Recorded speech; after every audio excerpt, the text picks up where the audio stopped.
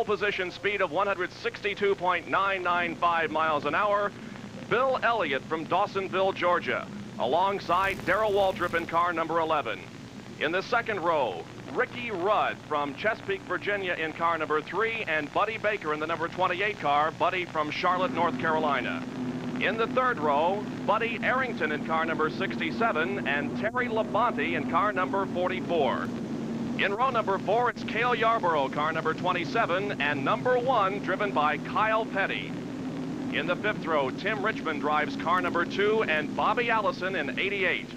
In the sixth row, it's Richard Petty in the familiar number 43 alongside in number 98, Morgan Shepherd. Row number 7, Jeff Bodine in car number 50 and Benny Parsons in 55. In the eighth row, Harry Gant in car number 33 and Joe Rutman in 75. Row number 9 consists of Neil Bonnet in car number 21 and Dale Earnhardt in number 15. In the 10th row, car 17, Lake Speed, and 47, Ron Bouchard. Row number 11, J.D. McDuffie, car number 70, and David Pearson in number 03 as the cars come by the main straightaway. In the 12th row, car number 02, Mark Martin, and number 52, Jimmy Means. Row number 13, Jody Ridley in number 90, and H.B. Bailey in 36. In row number 14, Dean Combs in car number 77 and Dave Marcus in 71. In the 15th row, Robin McCall, female driver, car number 5, Tommy Gale in car number 64. In the 16th row, car number 19, driven by Charlie Baker, and number 40, Joe Boer.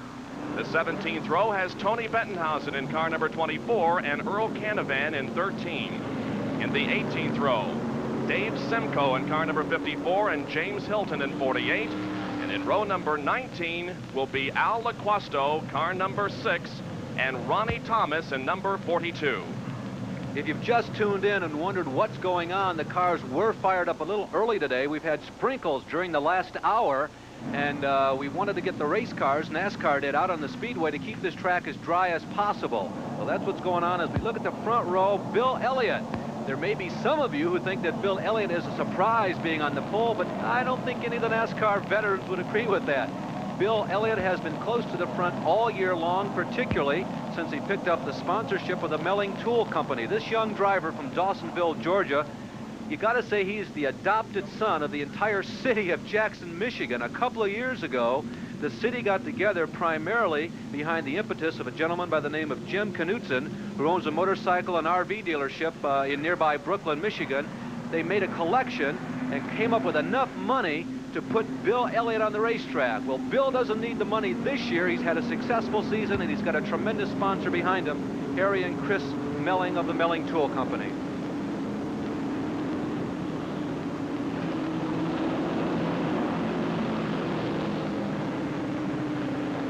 Auto Racing 82 is brought to you by Budweiser. For all you do, this Bud's for you. By Michelin, the company that put America on radials. And by Datsun, who proudly present the all-new Nissan Sentra. Once you test drive the new Nissan Sentra, you'll know why you need this car. The 38-car field moves through the tri-oval at Michigan International Speedway, and the green flag is out. Harold Kinder, the official starter for the Grand National cars, waves the green, and we are racing 200 laps on this beautiful 2-mile racetrack. In addition to Larry Newber here in the booth, with the color commentary, Dick Berggren is working the pit area for us today. He'll have reports throughout the afternoon on all the excitement and the activity in the pit area. They're racing down the backstretch, and as they head for turn number 3, it is the pole sitter, Bill Elliott, in car number 9, leading the way. Elliott is from Dawsonville, Georgia, is driving a Ford here this afternoon, sponsored by Melling Tool. Now the cars move through turn number 4 for the first time this afternoon. Behind Bill Elliott, running in second position, is Darrell Waltrip. Running in third is Ricky Rudd. Fourth is the number 28, driven by Buddy Baker, as they head once again for turn number 1. Michigan International Speedway, it's a tri-oval. There is a back straightaway, but here on the front part of the racetrack, it is a tri-oval. There is Bill Elliott in car number 9, moving down the backstretch. His performance yesterday was not record-setting. However, it was good enough to win the pole position at 162.995. Dale Earnhardt started this race here this afternoon from the 30th position and is already beginning to move up. We have a car spinning in turn number 3 on the low side of the racetrack, and that's number 55, and that, of course, is the Benny Parsons car. This is the first time that Benny has been in that particular machine. He lost control over in turn number 3 and slid to the inside of the track, did not make contact. Looks like that Benny will be pulling back out onto the speedway and resuming the activity. But the yellow waves, and we are under the first caution of the afternoon. Into the pit area comes Joe Ruttman with the problem as we take a look at what happened in turn 3. Well, there you see Benny coming out of the bottom of your screen. He was running, by the way, in a pack that included Dale Earnhardt and Neil Bonnet the first lap and about 2/3 of this race before he spun out there on the inside of the third turn. This is a brand new ride for Benny this weekend. Many of you probably recall that he started the season out in the Waddell Wilson prepared number 28 race car. We are still under yellow here at the Michigan International Speedway. Benny stepped out of that ride some weeks ago, and the U.S. Tobacco Company came through. They decided they wanted to field another race car as they are introducing a new product, the Wayman and Bruton Chew. And they decided that they were very pleased with the impact that racing had had on some of their other tobacco products. They put together this racing team with the help of Benny's brother, Phil, and his team from the late model sportsman circuit. Well, we told you that Dick Berggren will be helping us with the pit activity today. Let's go down to Dick right now. Dick, welcome to the broadcast. Well, thank you. It's good to be here. There's going to be a lot of excitement here this afternoon at Michigan International Speedway, and we'll be telling you about what's happening from the pit road. Cars are on the backstretch. We are still under yellow. Bill Elliott, car number 9, leading down the backstretch with Darrell Waltrip running in second position. It is Ricky Rudd in third. The number 28 of Buddy Baker runs in fourth position. Fifth is the number 1 of Kyle Petty. Sixth position belongs to the number 44 of Terry Labonte. Seventh position, it's the number 88 of Bobby Allison. Bob, Joe Ruttman has pulled behind the pit wall already. Now, this is not necessarily mean that he is completely out of the race, but he is well behind the pit wall. He's headed back toward the garage area, and a tough break for this Charger, who most recently listed his home in Upland, California, although originally he was from very close by here to the Michigan International Speedway, the Detroit area. Of course, he is the younger brother of the 1952 winner of the Indianapolis 500-mile race. And the car that spun, causing this yellow caution flag period, Benny Parsons, is now into the pit area.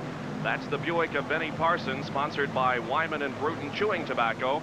Benny, of course, from Ellerbe, North Carolina, earlier in the year was in the number 28 car that is now being driven by Buddy Baker. So a change of tires here as we have the clock on him. And Benny will be hurriedly getting back onto the racetrack and try to keep from losing a lap. They are changing rubber on both sides of that race car. Well, as we indicated, it has been sprinkling here at Michigan International Speedway. It seems that bad weather has kind of plagued the activities here this year at Michigan. Of course, in the earlier NASCAR race, Larry, a lot of rain. 35.8-second pit stop for Benny Parsons. Yeah, as a matter of fact, that earlier race, we raced right up into darkness. It was after 9 p.m. when the checker flag flew. That was back in June. We don't have that much light in the month of August, so no way we'll be able to race that late. But this is a racetrack that a lot of these teams tow quite a number of miles to compete at. And because of its positioning, a lot of the fans have also driven quite a ways. And it's one of the more popular tracks on the NASCAR trail, although it seems in this day and age that almost every single racetrack is a spectacle on the NASCAR trail. But there are a few of them that have a tendency to attract just a little more attention than the others, and this is among them. So everything will possibly be done, as it was back in June, will be completed to get this race completed here today, if be it this afternoon or this evening. Cars move once again through the tri-oval area in front of us, completing lap number 5, and all but one lap has been run under the yellow. Benny Parsons, the guy that spun down there in turn number 3, has rejoined the field after that 35-second pit stop, now in the back of the field. Bill Elliott in car number 9 is your leader. Second position belonging to Darrell Waltrip in the Mountain Dew Buick. Darrell Waltrip, of course, from Franklin, Tennessee. Running in third position is the number 3, driven by Ricky Rudd, the Pontiac sponsored by Piedmont Airlines. Ricky from Chesapeake, Virginia. And then comes the number 28 car that Buddy Baker is driving here this afternoon, the Stacy Pontiac Buddy from Charlotte, North Carolina. There is Kyle Petty in the familiar STP colors, but it's also being sponsored by Uno. Kyle, of course, from Randleman, North Carolina. Terry Labonte, the current leader in the Winston Cup point standings, is the number 44 Stacy Buick. He is from Archdale, North Carolina. Bobby Allison, then in car number 88 in the Gatorade Dyguard Buick. Bobby from Hueytown, Alabama. And then Cale Yarborough in car number 27, the Valvoline Buick. Cale from Timmonsville, South Carolina. As the cars move out of turn number 4, the green flag waves once again, and we are back to racing. We will go 400 miles. As you see, Darrell Waltrip dip down to the inside of Elliott, try to make the first lead change of the day. He completes that as they go through the tri-oval, head into turn number 1. 400 miles, the track is 2 miles in length, meaning we will go 200 laps. Now Ricky Rudd in the number 3 car moves to the inside of Darrell Waltrip as Rudd and Waltrip race side by side, door handle to door handle down the backstretch. Now Bill Elliott in Darrell Waltrip's draft and moves into second place, and Rudd drops back to third. A lot of drafting we will see here this afternoon as the high speeds and the high banks are very conducive to that type of activity. Here come the leaders through turn number 4. It is still Darrell Waltrip in the Mountain Dew Buick showing the way. Right behind him in the draft, Bill Elliott. Look how close those cars are as they flash by us. Separated by only inches. Ricky Rudd still running in third position into turn number 1. And running in fourth place still continues to be Buddy Baker in car number 28. There is Darrell Waltrip. Car number 11, Darrell is second in the Winston Cup points chase this year. But Larry, with 2/3 of the season gone, the first 3 are separated by only 35 points. It is a tremendous battle for the points as Earl Canavan, who is making his first start in 1982, pits as we continue to watch the leaders. A tremendous battle for the point standings this year. In addition to Darrell, of course, a lot of people are well aware of the fact that Bobby Allison and Terry Labonte are also tightly bunched near the top. Back in 7th position is Cale Yarborough, car number 27, and he is leading a group of cars through turn number 1 now. Behind him, there are about 6 cars, and they're stacked sometimes 3 and 4 deep here on the tri-oval area. Cale Yarborough, number 27, leading that pack down the backstretch. That includes Richard Petty and several other cars, including Dale Earnhardt, who has moved up nicely from his 30th starting position here in the early stages of this race. Here is this pack of cars now. Terry Labonte is also there. So is Morgan Shepherd. So is Neil Bonnet. Earnhardt getting a little bit out of shape there. You saw the tail end of the car sashay out just a little bit midway between turns 3 and 4. It is Yarborough 7th, and 8th position is Tim Richmond, and 9th, 10th, and 11th side by side here with Neil Bonnet to the inside, Harry Gant in the middle, and then Richard Petty to the outside. Good racing in the early stages of this 200-lap, 400-mile race at Michigan International Speedway for the Grand National cars. Richard Petty and Neil Bonnet race side by side down the backstretch. Now Petty moves ahead just a little bit as Harry Gant tucks in on Petty's draft and moves alongside Neil Bonnet. Now entering turn number 3. It is still Harry Gant to the outside and Neil Bonnet to the inside. Petty leading this group of 6 cars through turn number 4. This is positions 8, 9, 10, 11, 12, and 13.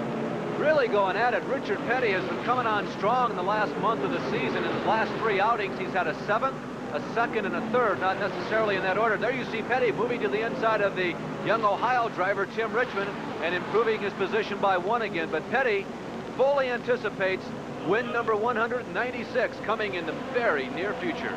Well, of course, it hasn't been a real great season for Richard Petty so far this year on the NASCAR Winston Cup Trail. He has not won this year. He would like very much to pull off the victory here this afternoon. His son Kyle, of course, is running ahead of him at this point as Kyle Petty now has moved into 7th position. Kyle Petty 7th, but separated by about 2 seconds his father, Richard Petty.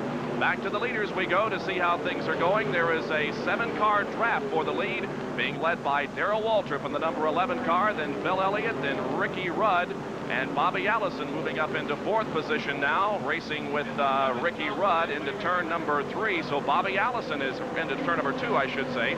So Bobby Allison in that Gatorade Buick is moving up quickly and is now in 3rd position.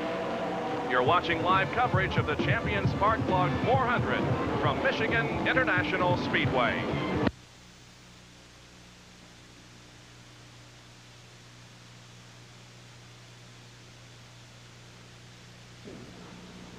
Season tickets with a money-back offer. This year, the new Cavaliers are offering you money back if they don't double last year's win total. Yep, twice as many wins or a partial refund to you. But let me clue you in. The way the 82-83 Cavs look now, refund is a word they won't have to use. To learn more about the money-back guarantee on Cavs season tickets, call Rich Rollins at 659. That's all it takes. It is a 7-car draft in the lead pack. Darrell Waltrip is your leader with Bill Elliott running in second position. And from there, things change lap by lap. Running in third place right now is Cale Yarborough as they come off of turn number 4. We'll call them off to you. Cale Yarborough now running in third place. It is Ricky Rudd fourth, Bobby Allison fifth, Buddy Baker sixth, and then seventh place belongs to Kyle Petty. Eighth is Richard Petty. Ninth is Neil Bonnet. Into turn number 1 once again. 15 laps of 200 have been completed, and now Cale Yarborough moves to the inside of Darrell Waltrip in turn number 2, and Cale Yarborough becomes our new leader, at least momentarily. Let's see how they stack up going down the backstretch and into turn number 3. Waltrip and Elliott to the high side of the racetrack, and Cale Yarborough to the inside. Waltrip once again moves into the lead as Robin McCall in car number 5 moves into the pit area. Here is Darrell Waltrip with the high groove and Cale Yarborough with the low groove in turn number 4. Now Yarborough moves up high and cuts off Darrell Waltrip as they head for the tri-oval, and Cale Yarborough will be shown as the leader of lap number 16. But Darrell Waltrip will have none of that. He pulls alongside Yarborough in turn number 1 and gets back into first position. Here is Robin McCall, the female driver, who makes her home in San Antonio, Texas. That's the Stacy Buick that has been driven previously this season by Jim Sauter at Daytona International Speedway, and she is in the pit area. Well, Robin participated in the race here back in June and ran quite respectably. This car, as Bob pointed out, was driven by Jim Sauter earlier in the year, and the cars run up front, and Robin has done a very respectable job. When they were here in June, they had all kinds of engine problems. She pitched right in and participated getting the car back in the racetrack, and she has qualified with relative ease, as easy as it is to get into a Grand National race, that is, now in each of these 2 1982 Michigan International Grand National events. Well, David Pearson in the number 03 car started in 22nd position, had a terrible day yesterday as they had to replace that engine 3 different times. So David Pearson had trouble yesterday in qualifying, but is trying desperately to move up in traffic. Larry Newber had an opportunity to talk with David Pearson yesterday, and we asked him about his problems that he has been having here at Michigan International. Bobby's had a tremendous record here at this racetrack in years past. He's entered 25 previous races, and 21 times he's finished in the top 6. He's been absolutely sparkling here at Michigan International. And Larry, one of the questions that we had an opportunity to ask David was, does changing 3 engines spook you? Does it spook you at all? Well, I hope not. Of course, this is the first time that I've ever run into this much trouble. It makes, I guess I've had 2 fast laps around the racetrack. And, of course, I'll have to start that way. But I don't know. We know about what we was here before and the spring setup and stuff, so we are going to change the car around a little bit for the race. David Pearson in the Carolina Tool and Engineering Buick. David from Spartansburg, South Carolina. The lead is being held by Cale Yarborough in car number 27, and he has stretched out the lead now over second place Darrell Waltrip. There is Cale moving below us at the start-finish line. He has at least a 18 or 20 car length advantage on Darrell Waltrip. So Yarborough moving out ahead and breaking the draft here as we have completed 19 laps. Larry, 4 abreast racing sometimes on this very wide racetrack leads for tremendous action. Well, Bob, it really does. This racetrack, and there's trouble in the midpoint of the backstretch among the lead pack. Positions 2 through 7 were involved in that. We see Bill Elliott spinning. We see Richard Petty, perhaps Kyle Petty. Ricky Rudd is involved. It happened from second position through about 7th as they were trying to work their way through slower traffic. There is Al LaQuasto's number 9 Pentax car.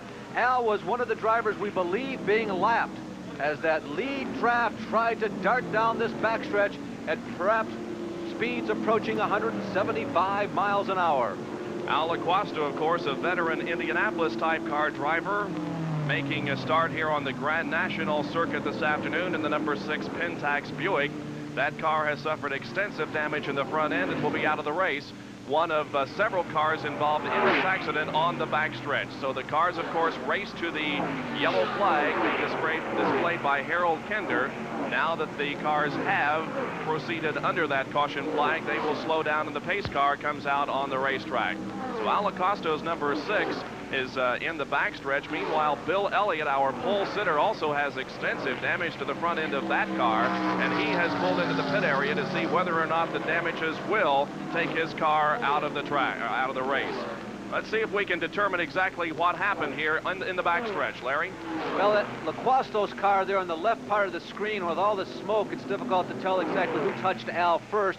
It was a white car. It might have been Ricky Rudd. Right up on the fence is Bill Elliott. Was right up on the cement retaining wall. He was riding along it for a couple of hundred feet. The car tipped a couple of times, not getting upside down. It appeared as though it was Ricky Rudd who first came together with Laquasto, and Elliott and Richard Petty were right behind Rudd and Laquasto and had nowhere to go, but Elliott apparently suffering the most severe damage to the race car of all those involved. Well, I'll tell you, there was some examples of great driving there. Harry Gant, Buddy Baker, and Neil Bonnet all managed to get through that melee without hitting another car, and they did a great job of driving. Dale Yarborough among the leaders making pit stops here. Several other of the top runners are also in, including Darrell Waltrip. He is now back out. So is Buddy Baker in car number 28. Terry Labonte has been into the pit area and appears to be moving away very slowly. Richard Petty is also in for a pit stop. Look at the debris on the racetrack here in the backstretch. Now, just earlier this year, the steel guardrail that you see there on the backstretch was replaced by a concrete barrier in turns 1 and 2. And I'll tell you, if that steel guardrail had been there and the accident would have occurred there, this particular one, I believe that we would have seen Bill Elliott go over the fence because he was well up on it there in the backstretch. Well, Bob, I'm not at all certain that I might have miscalled that. That may still be in the steel part. I didn't see the skid marks or they made contact with the outer barrier, but that may have been one of the factors that contributed to Bill getting up on that fence. That may still be on the steel part of the fence. So Terry Labonte's car is being pushed back now to his assigned pit area. In fact, the car is going to go behind the wall. Again, this isn't an indication that the car is out of the race, but it is an indication of serious mechanical difficulty. Terry Labonte, the current leader in the chase for the Winston Cup. The leader at this point is Jeff Bodine in the Performance Connection Pontiac car number 50, as several of the leaders have made pit stops, and Jeff right now, the car behind the pace car, being shown in the lead. We have completed 22 laps of 200. The average speed of the race at this point is 120.20 miles an hour. We have been slowed twice by caution flags that have been displayed over the speedway, one for a spin involving Benny Parsons, and the other for the multi-car accident on the backstretch involving Al Laquasto, among others. So, with Jeff Bodine the leader, we will return to Michigan International Speedway in just a moment. Stay with us.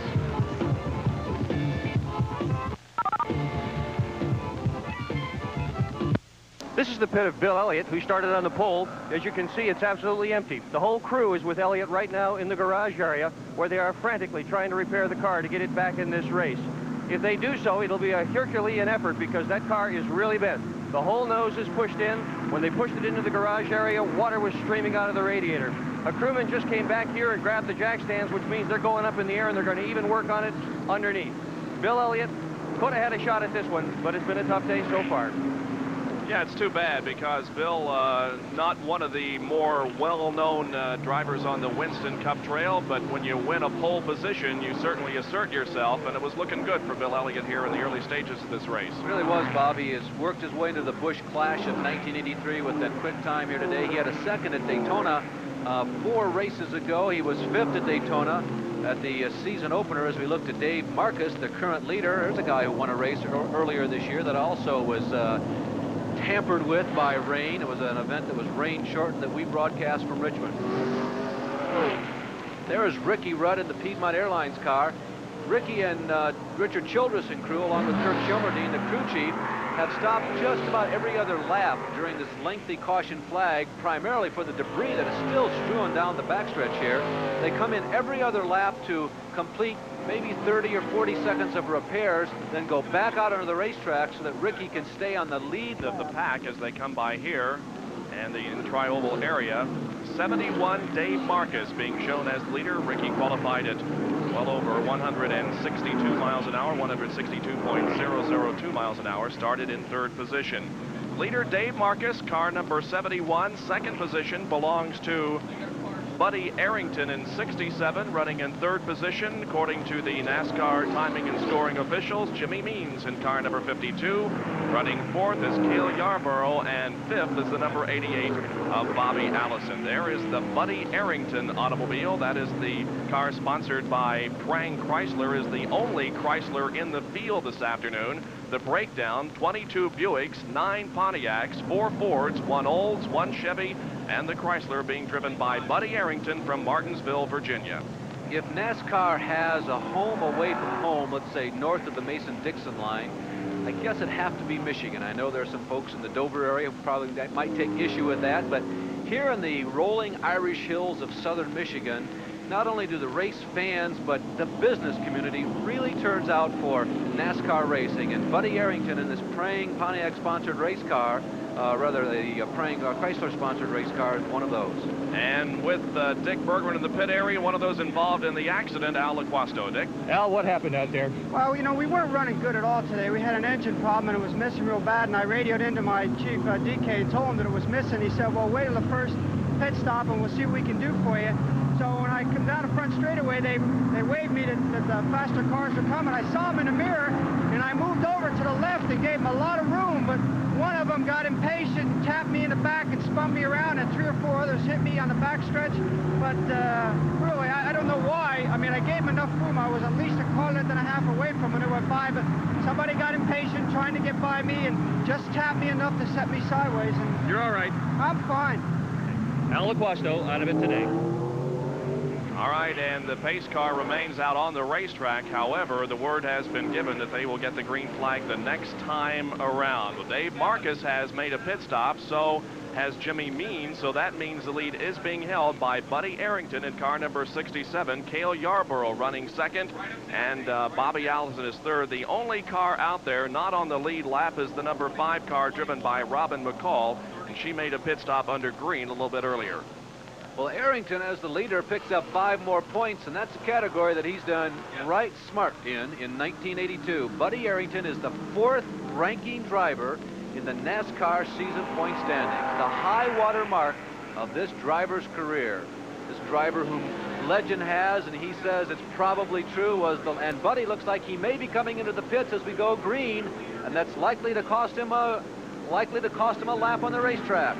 Well, unfortunate bad timing for Buddy Arrington. Here he is making the pit stop. Meanwhile, the track goes green. They are 5 abreast. 6 abreast, maybe. Incredible here as the green flag comes out in the tri-oval area, which is banked at 12 degrees. They were 5 and possibly 6 abreast down here. Racing side by side down the backstretch is Tim Richmond in the Buick car number 2. Alongside is Morgan Shepherd in the number 98. Well, Bob, there were no slow cars in that bunch. It was just that some of the drivers were not really ready for that green flag to drop. I think it caught them a little bit by surprise, and a couple of them, I don't want to use the word sleeping at the switch as we look at, they're still running 2, 3, and 4 abreast in that lead pack, but it caught some of them by surprise, and there was a whole lot of shuffling going on, more trading than in the front office of the New York Yankees on the last lap. Well, they're only 4 abreast this time here in the tri-oval area as they flash by us once again, completing lap number 28. Moving to the inside, Buddy Baker in the number 28 car, racing alongside Tim Richmond through turns number 1 and 2 and on to the backstretch. The backstretch is relatively flat. The turns are banked at 18 degrees, where the tri-oval area here is at 12 degrees. Now Morgan Shepherd moves into the lead as he takes the low road in turns 3 and 4. Morgan Shepherd momentarily in the lead here with Tim Richmond running in second position. Let's see how they stack up coming out of turn number 4. Shepherd still showing the way. Racing side by side for second position is Dale Earnhardt, and Cale Yarborough right behind is Buddy Baker, and right behind him Darrell Waltrip. So we have about 12 cars, or possibly a dozen cars, in that lead pack, running side by side, door handle to door handle, on this 2-mile track here at Michigan International Speedway. Morgan Shepherd in car number 98 leads. No, he doesn't either. It's Cale Yarborough assuming the lead once again in the Valvoline Buick. Cale Yarborough is leading once again. Cale got a poor start when the green came out from that most recent yellow period, but has moved back up into the lead now. Through turns 3 and 4 once again. Cale Yarborough being pursued by Morgan Shepherd. And in third position now is Darrell Waltrip. In fourth is make that Bobby Allison third. Neil Bonnet is running fourth, and then Tim Richmond in fifth position. Bob, I've been watching that pack of 12 or 15 cars intently for about 2 or 3 laps here, and just an observation, we'll put this in the bank for later in the race. I think I've seen the most muscle from that guy, Yarborough, Bobby Allison, whom has not led yet, and Darrell Waltrip. We'll see how the race unfolds, but I've been watching that pack, and those 3 guys seem to be able to move at will, and Allison is one of the masters at strategy in this type of racing. You never really know in a lot of races exactly what Bobby Allison has. He and his crew chief, Gary Nelson, communicate pretty freely, and they usually have a pretty good hold on what's going on. Well, of course, Cale Yarborough was the winner of the race here at this track earlier in the year. He started in 4th position and was the winner. Finishing second in that race was Darrell Waltrip, and third was Bill Elliott. Now, once again, we see Morgan Shepherd moving to the inside out of turn number 2, but cannot pass Cale Yarborough, so settles back into third. Meanwhile, it looks like that Darrell Waltrip is trying to pass Morgan Shepherd into turn number 3 down the backstretch. Shepherd and Waltrip side by side, and now Waltrip into second. That is Bobby Allison, excuse me, in the car number 88. It's difficult to distinguish those green cars, but Bobby Allison and Morgan Shepherd now racing for second place. Well, Morgan Shepherd darting right up in front of Bobby Allison, and I know it slowed down Allison's momentum through the 3rd and 4th turn, but they're racing for position. Bobby Allison moving right behind Morgan Shepherd, then going to the inside and now going around, and Neil Bonnet, the Ford, pops up. The Ford that has been maligned from time to time this year is not having enough horsepower. Always likes this racetrack, and Bonnet is right there now running in third. Let's go down quickly to Dick Berggren for a comment. Terry Labonte, the Winston Cup point leader going into this race, is in the garage right now. There are 5 mechanics underneath that car changing the ring and pinion. Going into this race, it was a very tight race, but the fellas who are chasing him are still on the racetrack, and right now Labonte's losing laps while all this work is going on. Well, of course, Terry would like to hold on to his lead in the Winston Cup point standings. Look at the traffic here in the Tri-Oval once again. 3 abreast for third position. The lead being held by Cale Yarborough and Bobby Allison running second. From then on, it's a mad scramble. Right now, Darrell Waltrip is in third position. Fourth, just barely, is Neil Bonnet. Here is Waltrip in second and third place now, leading this contingent of about 12 or 15 cars down the backstretch. Absolutely incredible racing from the drop of the green flag again here at the Michigan International Speedway. This racetrack, which was designed with a computer and geometrics, has always been one of the most competitive, and I'll tell you, we certainly have not been disappointed. Look at that pack of cars. We are under green flag. We've been under green flag for 7-8 laps again. Those are the cars running third through, who knows, maybe 20th. Look at them, mix it up, dicing it back and forth. Absolutely astounding automobile racing. It's better than 150 miles an hour all the way around, and in many places on the racetrack as high as 175. Richard Petty at the point on that pack. Well, I took a quick count as they came by me, Larry, and there are 17 cars there in the lead draft. The first 2, namely Cale Yarborough and Bobby Allison, are pretty much ahead of the others, but 15 cars are battling for third position. There is Terry Labonte in number 44, the Texas Jeans and Stratograph Buick, back in the race down the backstretch. Well, Labonte out after points. It's pretty well documented that he is making a most concerted effort to be the points champion this year. Terry has not won a race since he won the Southern 500 a couple of years ago, but his string of consistent finishes, including 6 runner-up spots in the 1982 season, has kept him near the top of the points ladder all season long. The lead continues to be held by Cale Yarborough, the winner here at Michigan earlier this year. And we ask him about coming back to Michigan. Got to give you a lot of confidence coming back to this racetrack. Well, it always makes you feel good when you come back to a racetrack that you won on last. And, of course, it doesn't mean you're going to win again, but I feel good about it. As I said before, we've got a good car and a good crew, and they can put it together, and all I got to do is drive it, so we'll do our best. Cale Yarborough's win here at Michigan earlier was his second win of the year. He won the 500-lap race at Rockingham, North Carolina earlier. So Cale Yarborough and Bobby Allison are first and second in the Champion Spark Plug 400 with 36 laps completed. Down the backstretch run the two leaders. They are almost a half a straightaway now ahead of the third place car being driven by Darrell Waltrip. So the first two are pulling out ahead and in fact racing side by side in turns 3 and 4. The leaders are side by side. Yarborough to the high side of the racetrack and Bobby Allison low. Here they are off of the fourth turn. Allison cannot make a move, settles back into Yarborough's draft, completing lap number 37. Well, Yarborough and David Pearson have been the two dominant drivers at this racetrack since NASCAR first competed here back in '69, as Bobby Allison once again tries the south or the low side of Cale Yarborough. They're in turn number 2, headed for the backstretch right now. Since 1969, David Pearson has won 36% of the races here. He's won 9 of the 25. Yarborough has won 5. Richard Petty, who's also in the top 5 right now, is another of the multiple winners. He's won 4 times here, and Allison has won 3. But the top 4 winners again, Pearson with 9, Cale with 5, Richard with 4, and Bobby with 3, dating back to 1969 when we started racing here at the Michigan International Speedway. One of the best racing facilities in the country, as this track has been hosting NASCAR races since 1969. Now Bobby Allison ducks low in turn number 1, and for the moment is leading Cale Yarborough. Yarborough now to the high side, reasserts himself and moves back into first place momentarily. So Yarborough and Bobby Allison are scrambling for the lead down the backstretch.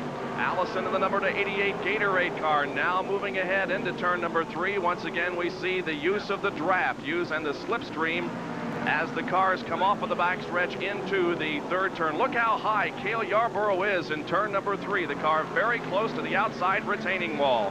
Now they're still side by side. A little move there to the inside as Bobby Allison goes very low on the racetrack, but still is able to maintain that lead, now sweeping high going into turn number 1. Allison leading, Yarborough second, but Yarborough moves to the inside once again, and it is Yarborough back in the lead. Well, Bob, you know, in pro football, when there's an all-pro wide receiver and an all-pro defensive back, on a given day, one of them's going to be better. And that's basically what we have going on right here. A little sparring. Bobby Allison and Cale Yarborough, both of them know the other guy's capable of beating me if the car's right. And right now, they are testing each other, and we saw how close they were running, particularly through turns 3 and 4. Look at there again, less than a foot apart, at speeds well up into the 150-mile-an-hour bracket. There's obviously a lot of trust and integrity shared between these two drivers. Well, there has to be when you're running at that speed, that close together on the racetrack. You have to know exactly what's going through not only your mind, but you have to assume what's going through the other driver's mind. And as these guys race with each other for 30 races, the NASCAR Winston Cup circuit, they get a pretty good idea of what the other guy is going to do. Yarborough and Bobby Allison first and second in this Champion Spark Plug 400. Running in third position now is Richard Petty. Fourth belongs to Darrell Waltrip. And the number 21 car of Neil Bonnet is now running in fifth position. Well, throughout the day, we'll be attempting to bring you a little bit closer to the auto racing game and what's involved in it. So it's time now for another in our series of NASCAR Facts. How do you change a racing tire in less than 10 seconds? Well, one of the secrets is to glue the lug nut. You simply apply it to the tire, and you're all set for the air gun. 41 laps have been completed. Again, Cale Yarborough and Bobby Allison are first and second. Richard Petty third. Back in just a moment.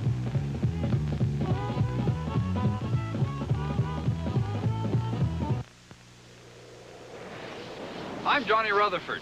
ESPN's Auto Racing 82 bringing you live coverage of the Champion Sparkplug 400 NASCAR Grand National competition from Michigan International Speedway. The leader at the end of 43 laps is Cale Yarborough. Running in second position is Bobby Allison. Third is Richard Petty. Fourth is Darrell Waltrip. And fifth is Neil Bonnet. The average speed of the race at this point is 124.29 miles an hour. We have been slowed by 2 caution periods, one involving a spin by Benny Parsons, and the other a multi-car accident that took out Al LaQuasto and a couple of other cars, including Bill Elliott, although work on the Elliott car continues as they try to get that pole position car back in the race. One of the other drivers who has lost a lot of time in the pits, Terry Labonte, 12 laps down to the leader. Well, Dale Earnhardt in the number 15 Wrangler Gene Sport has now moved up to 8th position. I believe I said earlier he started in 30th position. He in fact started 18th, but has already moved up to 8th place. And Larry, this is something that you see kind of regularly from this guy. He doesn't qualify well all the time, but is always in the battle for the top positions.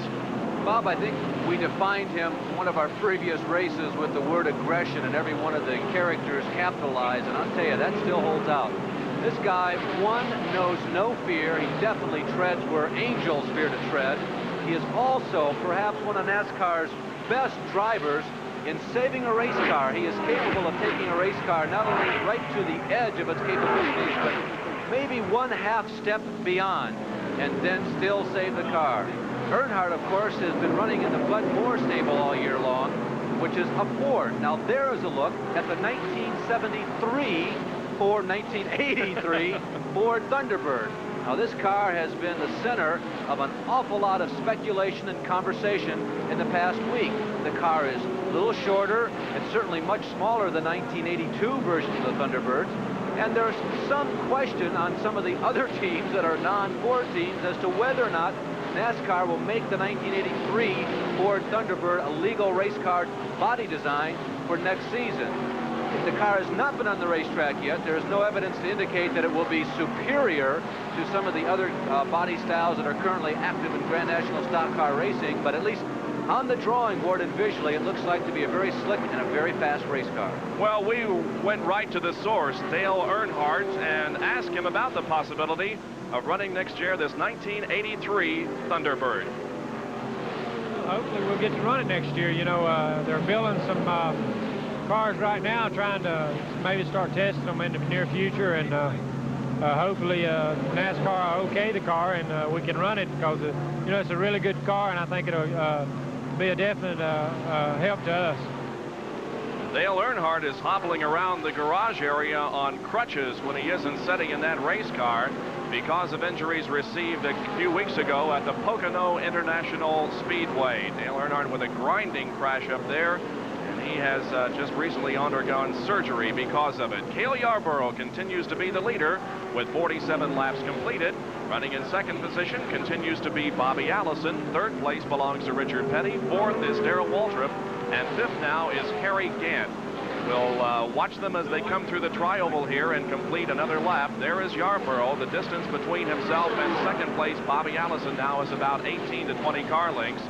And then almost a half a straightaway before we get back to the third position car of Richard Petty. So no drafting for the lead, at least for the first 3 positions. Well, just an update on our pole setter, Bill Elliott. No official word on the car being out of the race yet. Incidentally, Mark Martin is pitting under green as we talk. Also, Benny Parsons. No official word on Benny being eliminated from this contest, but Benny has not been on the racetrack for quite a long period of time.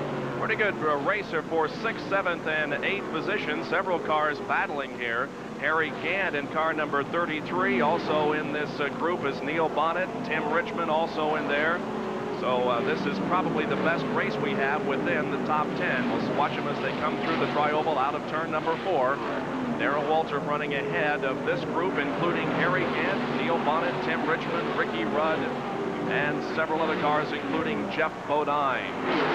Making another pit stop, the number 36 car driven by H.B. Bailey. He has been in several times now and is not among the top runners. H.B. Bailey in the pit area once again. And we have a problem in turn number 4, car spinning and coming in contact with the wall. That is Robin McCall in car number 5. McCall spinning in the middle of turn number 4, and the car drifted up toward the outside of the racetrack, came in contact with the retaining wall on the left rear portion of the race car. So the yellow flies once again. The leaders race to it, and Cale Yarborough passes underneath Harold Kinder, so the cars are slowing now. Well, Bob, on a banked racetrack, you got a couple of options when the car is ricocheting off the wall. One of the options is to try and steer down to the bottom of the racetrack. As you see another angle of Robin's race car, she's still got some power there, and it looks like she's going to try and move down to the pit area. I started to say that you got two options, steering down to the inside or braking and stopping the car, and I think Robin made the right decision. There you see this 18-year-old driver, Robin McCall, as she looked yesterday in the pit area here. Her car was careening right down into the path of several of the other front runners coming behind her, and Robin had the presence of mind to stand on the binders and stop that car dead right in the middle of turn number 4. I think a pretty good job of driving, Bob. Robin, of course, from San Antonio, Texas, is driving the J.D. Stacy Buick. Now the pit crew goes to work on it. We are under caution for the third time this afternoon. There you can see Robin's qualifying speed at 157.694 miles an hour. As the yellow is out, the leaders come in once again for service. Here is Cale Yarborough, the number 27, in for service on his Buick. And to the top of your screen, Bobby Allison, who is running in second place right now in the Gatorade Buick. So Cale Yarborough and Bobby Allison both in, and tires are being changed on both sides of both cars. So we'll see who can get out of the pit area first. The pit watch is on this stop, as Yarborough has already been in 27 seconds, but there he's away, 27.5 seconds, and there goes Bobby Allison. So it was pit stops of just about the same length for these two fine drivers, Cale Yarborough and Bobby Allison. Well, Allison gets out first, followed by Yarborough and Darrell Waltrip.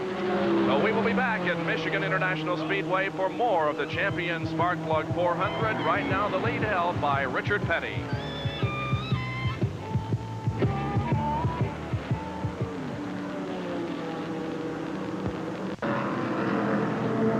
Robin McCall, one of the certainly emotional favorites of this race, is sitting in her car in pit road. The front is damaged, the back is damaged. They're taking her helmet off now. She's perspiring. She's obviously not a very happy young lady. One of the crew members just told me that they're not going to make an effort to repair the car. They're going to just push it back into the garage area. We're going to try to talk to her as soon as we can. She's still climbing out of the car, as you can see, talking to her dad, talking to the crew members here. It's not been a happy day for Robin McCall. She did qualify well. She was very happy yesterday, but a complete turnaround today. All right, Dick, we'll be looking forward to your report when we are able to talk with her. Well, while we are under yellow, we'll remind you we have a special CFL Labor Day doubleheader coming up on Monday, September the 6th at 1:30 p.m. and at 4 p.m. Eastern Daylight Time. Both games live. Montreal at Hamilton and Edmond at Calgary. Join us for this special CFL Labor Day doubleheader Monday, September the 6th. Bob, another driver who's been very competitive here today, and almost quietly, he was involved in the spin during the big caution flags. We look at Buddy Arrington coming into the pits. Is Richard Petty.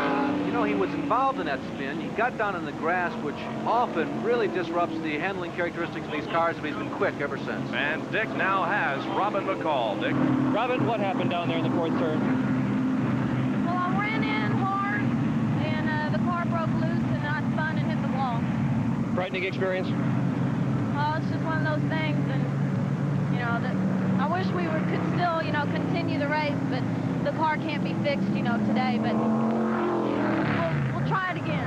What kind of shape is the racetrack in, Robin? Well, it's in pretty good shape. You know, they had that wreck over there, and there's a bunch of debris and stuff on the track, but they got it, you know, cleared away, and so, you know, the track's pretty good. Before the accident, were you feeling comfortable in the car? What? Excuse me? What? I say before the accident, were you feeling comfortable in the car? Yeah, it felt real good, and, you know, I just went in the corner, and, you know, the car got loose. Okay, thanks very much. Robin McCall, you're going to be seeing a lot more of her for sure. Yes. And a pretty smile from Robin, despite the fact that she had contact with the outside wall in turn number 4. So again, the lead positions have been changed because of the series of pit stops. Right now, right behind the pace car, the leader, Bobby Allison, second position belonging to Cale Yarborough. Third is Darrell Waldrop, fourth Neil Bonnet, and fifth is Dale Earnhardt. Back at Michigan after these messages.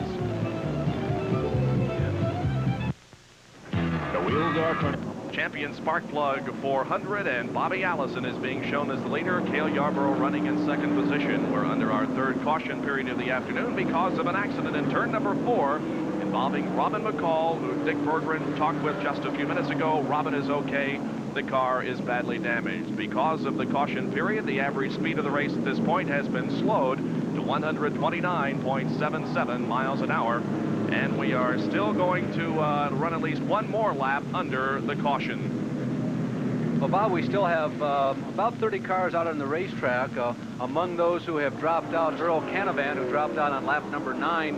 Earl returning to the NASCAR wars after a number of years of laying out. Al LaQuasto was involved in the big crash on the mid part of the backstretch. LaQuasto, of course, also a former Indianapolis car driver. Bill Elliott, the other main player in the big backstretch crash, going on lap number 19. And Mark Martin now officially reporting to NASCAR that he has been eliminated from the race. Mark Martin, who came to this race with a brand new sponsor, another one of those businesses from southern Michigan, the Briarwood Hilton Inn of Ann Arbor, Michigan.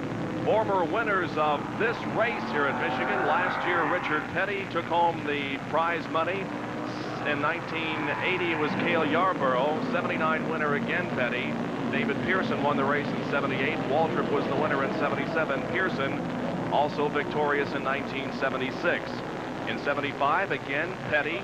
74 and 72, Pearson. 71, Bobby Allison was the winner. Charlie Glotzbach was the winner in 1970, and Pearson also won the race in 1969. Very quickly, the cars are about to go green. However, we will get this report from Dick Berggren.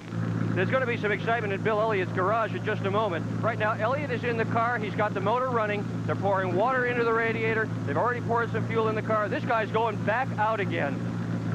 Well, you got to really want to get back in this race to do as much work on that car as his crew has done, and it looks like they're going to be very successful.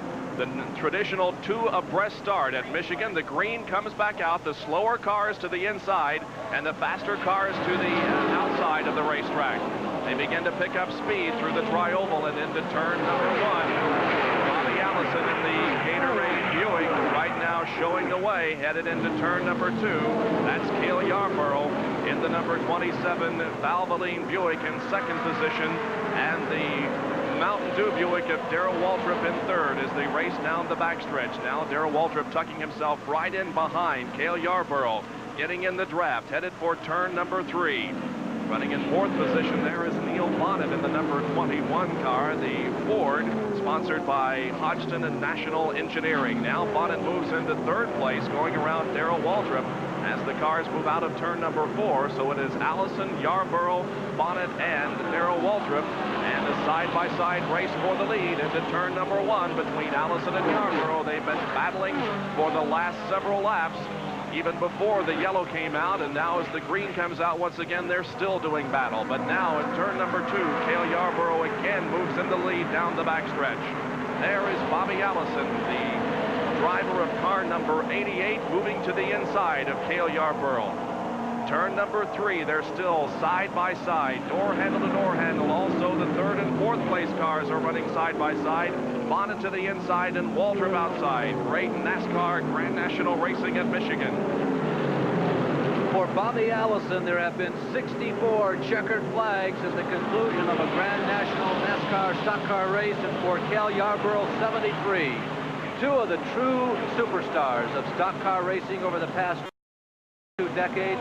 Bobby Allison, whom we're watching in the white green trim Gatorade Specials, a driver who got his early start behind the wheel of a race car in the open wheel modified down in the Miami, Florida area in the early 1960s. He still has a lot of friends down there. Of course, Allison has become one of the most active of all the race drivers. And look who's sticking his nose up there again.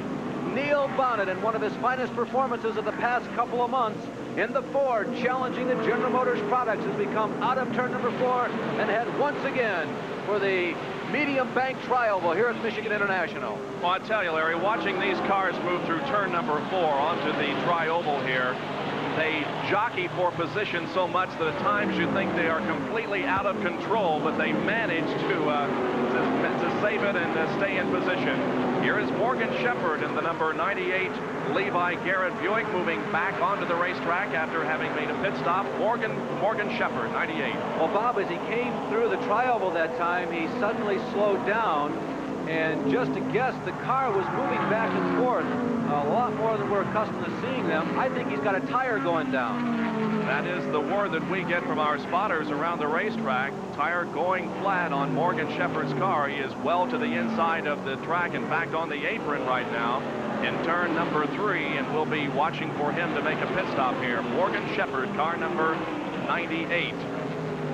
Well, Morgan also lost the lap. You saw the leaders blast by on the outside as Morgan slowed down and went to the pit area. Meanwhile, up front, there's Richard Petty again, going to the high side of Ricky Rudd as Petty once again asserts himself into the top 3.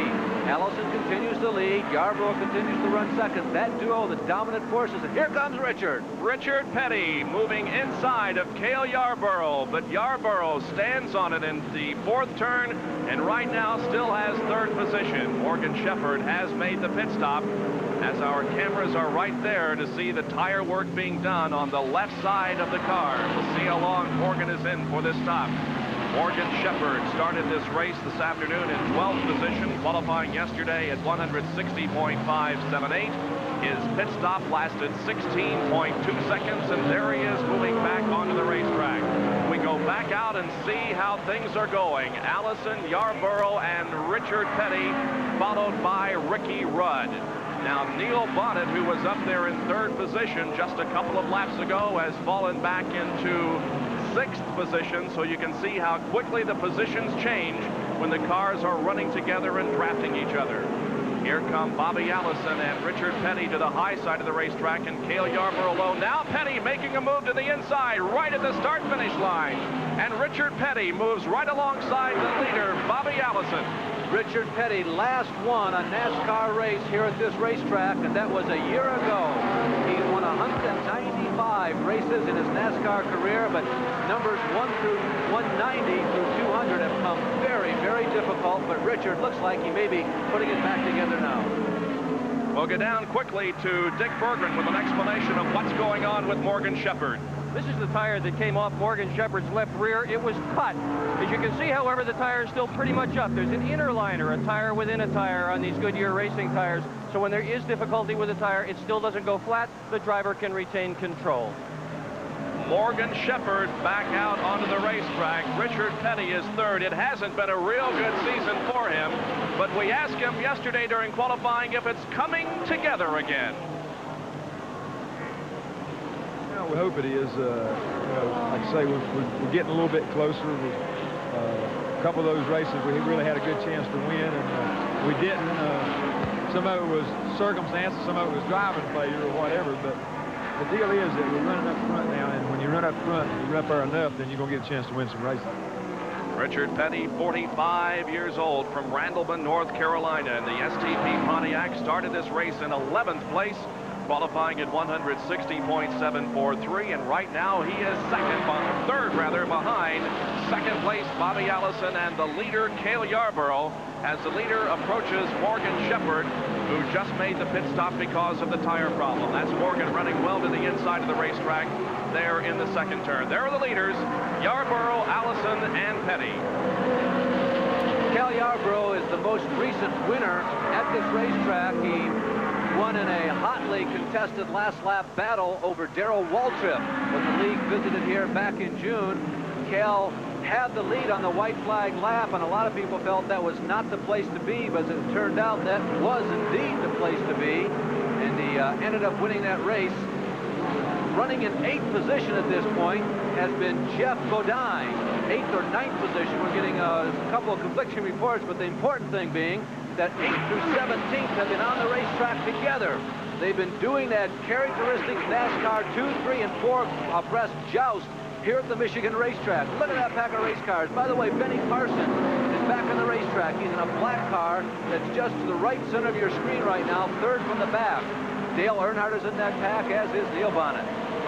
Well, of course, Benny Parsons was responsible for our first caution of the afternoon as he spun down in turn number 3. Look at this choo-choo train of 10 cars in turn number 3.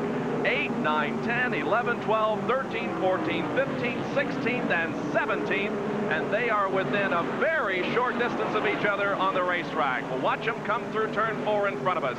Harry Gant, Jeff Bodine. Also in that group is Jody Ridley, Tim Richmond.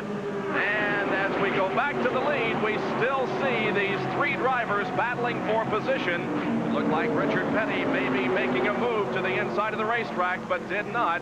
He falls back into third. It is still Bobby Allison showing the way, and Cale Yarborough second. Yarborough moving right up on the back bumper of Bobby Allison. Now in turn number 3, it is Yarborough moving again to the inside as the Allison car drifts high in turn number 3, very close to that retaining wall. Well, Bob, if you're a veteran NASCAR observer, you'll notice that it's not quite as easy to pass on this racetrack as it is some of the longer racetracks, as Bobby Allison once again assumes the lead. The corners are only banked 18 degrees here, and at the bigger tracks, also it's only 2 miles in length. At the bigger tracks with the 30-plus degree banking and just that additional half mile, a draft will normally put you by the guy in front of you once you make your move, but it's not automatic here at Michigan. It's simply not as easy to pass. You really have to take a couple of laps, set up the guy in front of you, and make an almost perfect move either to the inside or the outside, whatever lane he's going to give you to get around. There's a guy making a move, that black car, Benny Parsons again. And that group of cars running 8th through 17th, and Parsons looks like he's taking his time and trying to move closer to the front. Benny not getting around turns 3 and 4 there quite as quickly as Ron Bouchard on the inside. And also David Pearson in that group. Off of turn number 4, across the start-finish line once again. David Pearson running right ahead of Benny Parsons, and right behind Parsons is Jody Ridley. So with 68 laps complete, Bobby Allison, Cale Yarborough, 3rd place Richard Petty, 4th is Ricky Rudd, 5th is Neil Bonnet. And here again is another in our series of NASCAR facts. And we go to Dick Berggren. Does it matter where the tires go on a quick pit stop? You bet it does. They're all pre-laid out as to where they're supposed to go on the car in terms of position, and the circumference of the tire is even marked on it. Back with more of live coverage from Michigan International Speedway in the Champion Spark Plug 400.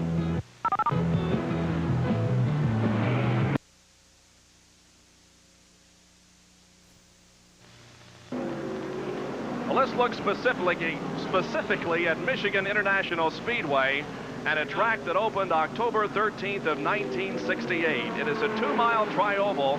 The turns are 100 feet wide. The straightaway is 60 feet wide on the backstretch. The turns are banked at 18 degrees, the tri-oval banked 12 degrees, and the banking on the backstretch is 5 degrees. Ronnie Bucknam won the first race ever held here in Michigan, October 13th, 1968. That, of course, an Indianapolis type car race. Bob, maybe the most significant statistic on that list of specs on this racetrack is its width. The drivers really like the Michigan International Speedway. It's very wide in the corners. It gives you a lot of room to maneuver. And we've seen some very vivid examples of how many different lanes there are.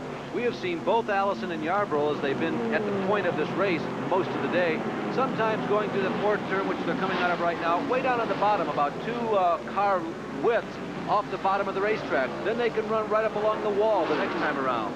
There are, in point of fact, at least 4, maybe as many as 6 different racing lanes for a car that's working properly. The 18 degrees on television may look like a significant bank, but when you're out there in a car, particularly at traveling the speeds these guys are, the turns really flatten out. The big difference between this racetrack and some of the others is the width. There's a lot of room to maneuver and a lot of room to get out of trouble, too. And of course, this race facility is owned by Roger Penske, who bought it a few years ago and has turned it into a magnificent racing facility. And a magnificent race is going on now in turn number 4 as Cale Yarborough and Bobby Allison continue to joust for first position out there, with Richard Petty lurking very closely behind. Through the tri-oval, crossing the start-finish line, completing 73 laps of 200. The leaders go by Tony Bettenhausen Jr., who's an entry in this race. Bettenhausen is a driver who normally runs Indianapolis cars. On the backstretch, some drafting going on. Harry Gant and Tim Richmond, you can actually use the draft to catch up to the others. Well, what has happened is that Gant in the Skull Bandit number 33 and Richmond in the Stacy Pack Vitamins number 2 are trying to catch up with the lead group right there. You saw the pan. It was about maybe a quarter of a lap to those three drivers. Gant and Richmond were in that group of cars running 8 through 17. They apparently have emerged as the two superior cars this day from that group. They've hooked up in a draft. They can run faster, better than they can by themselves. So they hooked up in a draft, and now they've set sail trying to catch the leaders. Now you'll see the two of them, Gant and Richmond, from time to time, trade positions. Harry might actually move over a little bit and encourage Tim to go by. Tim will take the lead among those two drivers because one car running behind the other for a long period of time has a tendency to overheat. We have spoken about the tire problems that Morgan Shepherd has been experiencing. An update on that from Dick Bergeron. Well, since we talked to you last, Morgan Shepherd was in the pit again with another tire problem. The real problem is that there's debris underneath the car and it's running into the tires. It's cutting them. He just came around here very slowly with the left rear wheel wobbling. The problem's not with the tires, it's a problem with the car itself, and it's hurting the tires. And as a matter of fact, Morgan Shepherd is headed for his pit once again. So Morgan Shepherd from Conover, North Carolina, is pulling now behind the wall. So either extensive work is going to be done on that car or he's going to call it a day. Well, during the layoff between the most recent race on the NASCAR trail and this one, there was a longer period of time than is usual between races, and Morgan Shepherd made very good use of that. He won one of the season's most prestigious late model sportsman races at the Indianapolis Raceway Park. All right, we have, of course, been showing you the first four positions here. Bobby Allison leading, Cale Yarborough second, Richard Petty third, and Ricky Rudd fourth. Here's the way the other cars are running. Neil Bonnet is running fifth. In sixth position is Dale Earnhardt. Seventh is Darrell Waltrip. Eighth position belongs to Tim Richmond. Ninth is Harry Gant. In 10th is car number 50, driven by Jeff Bodine. 11th is Ron Bouchard. 12th is Jody Ridley. And 13th position is David Pearson. Now you can see how the draft has helped Tim Richmond and Harry Gant, as both of those cars have caught and, as a matter of fact, passed Darrell Waltrip. Now Waltrip will hook up into the draft. And we also saw another interesting sidebar story as they streamed by on the high side. Dale Earnhardt was moving slowly down the backstretch. But meanwhile, back to the story with Richmond and Gant. They have blown off the doors of Darrell Waltrip. They've gotten underneath him and now moved toward the front. And look at this. Bill Elliott, who started from the pole position and was involved in an accident earlier in the race in the backstretch with extensive damage to the front end of that car, including a broken radiator, has the damage repaired, and Bill Elliott is back on the racetrack. So good news for Bill. Well, Bob, we had a quick glimpse of Yarborough, and I don't know if I saw smoke or not. I believe so. Yarborough slowing down, and there's smoke coming out of the tailpipes of the MC Anderson Valvoline sponsored number 27. Yarborough appears to be in trouble. Well, we've been watching that car very closely for the last couple of laps, and indeed the smoke is getting worse. Here, meanwhile, is Dale Earnhardt. You can see some damage to the front end of that car. Earnhardt, Larry told you, was slowing down on the racetrack. He is now in the pit area as Cale Yarborough's smoking problem gets worse. The NASCAR officials, of course, watch that situation very closely. If there is any evidence of any moisture coming from that car, whether it be water, oil, or whatever, he will be black flagged because it is a dangerous situation to the other race drivers. But Cale Yarborough doesn't appear to be backing off as far as the throttle is concerned. He has moved alongside Ricky Rudd, who is in third place. Richard Petty running second in number 43. The lead held by Bobby Allison in car number 88. Yarborough to the inside with a smoking race car here on the Tri-Oval. Well, Yarborough certainly with one of the more experienced teams in NASCAR racing, undoubtedly on the radio right now with crew chief Tim Brewer. Yarborough has had a very successful year. They have selected their races He has finished 7 races, and every one of the races that he has finished, he's been in the top 4. So when this guy is on the racetrack, as Bill Elliott, who is not on the racetrack, is pulled back into the pits already, when Yarborough is on the racetrack, he's not only in the top 10, but he's the top 4. Bob, I'm not totally surprised by Bill Elliott coming back.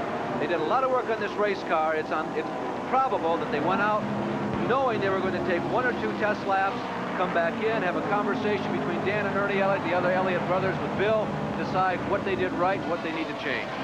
And the black flag is being given to Cale Yarborough. As he came by that time, Harold Kinder displayed the black flag to Cale Yarborough. That indicates that indeed some lubricant is falling from that car, making the track hazardous, and Cale Yarborough will be forced to make a pit stop. Despite that fact, he is still up there on the throttle down the backstretch, running right behind Ricky Rudd in the Piedmont Pontiac. But Cale Yarborough, if he saw the black flag that time, will have to come into the pit area. They will, of course, keep displaying it to him until he sees it. We'll see if he comes in this time. No indication of it, as he is still out there on the racetrack, running in that lead group. But there is Harold Kinder once again waving the black flag to Cale Yarborough. While they communicate with Cal with the black flag in either a chalkboard or a signboard that is right underneath the starter stand, and it is very conceivable that a driver will not see that black flag the first or second time that it is displayed to him. They have another option of a NASCAR crew member going down the pit row and communicating with one of the MC Anderson team members to tell Cal on the radio to come in, and that's probably what's going on right now. Cal dropping down toward the solid white line. He may well be coming in this time around. I believe that is the situation here. We'll watch him come off of turn number 4. And indeed, Cale Yarborough is going to heed the black flag and come into the pit area. So we'll watch the situation here. The NASCAR officials will be checking to find out exactly what is causing the smoke coming from that car. If it is not dropping any oil on the racetrack, he would be allowed to go back, but they are going to raise the hood. Well, the speculation is from the team that he needs a new rocker cover. You see it being held in the hand of a team member. Apparently that's not the problem.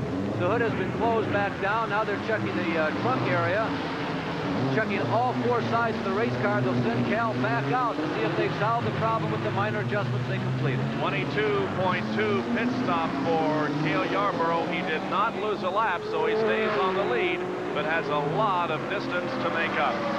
We have completed 83 of 200 laps at Michigan International Speedway. The average speed, 129.81 miles an hour. The lead is being held by Bobby Allison. Second place belongs to Richard Petty. Back in a moment.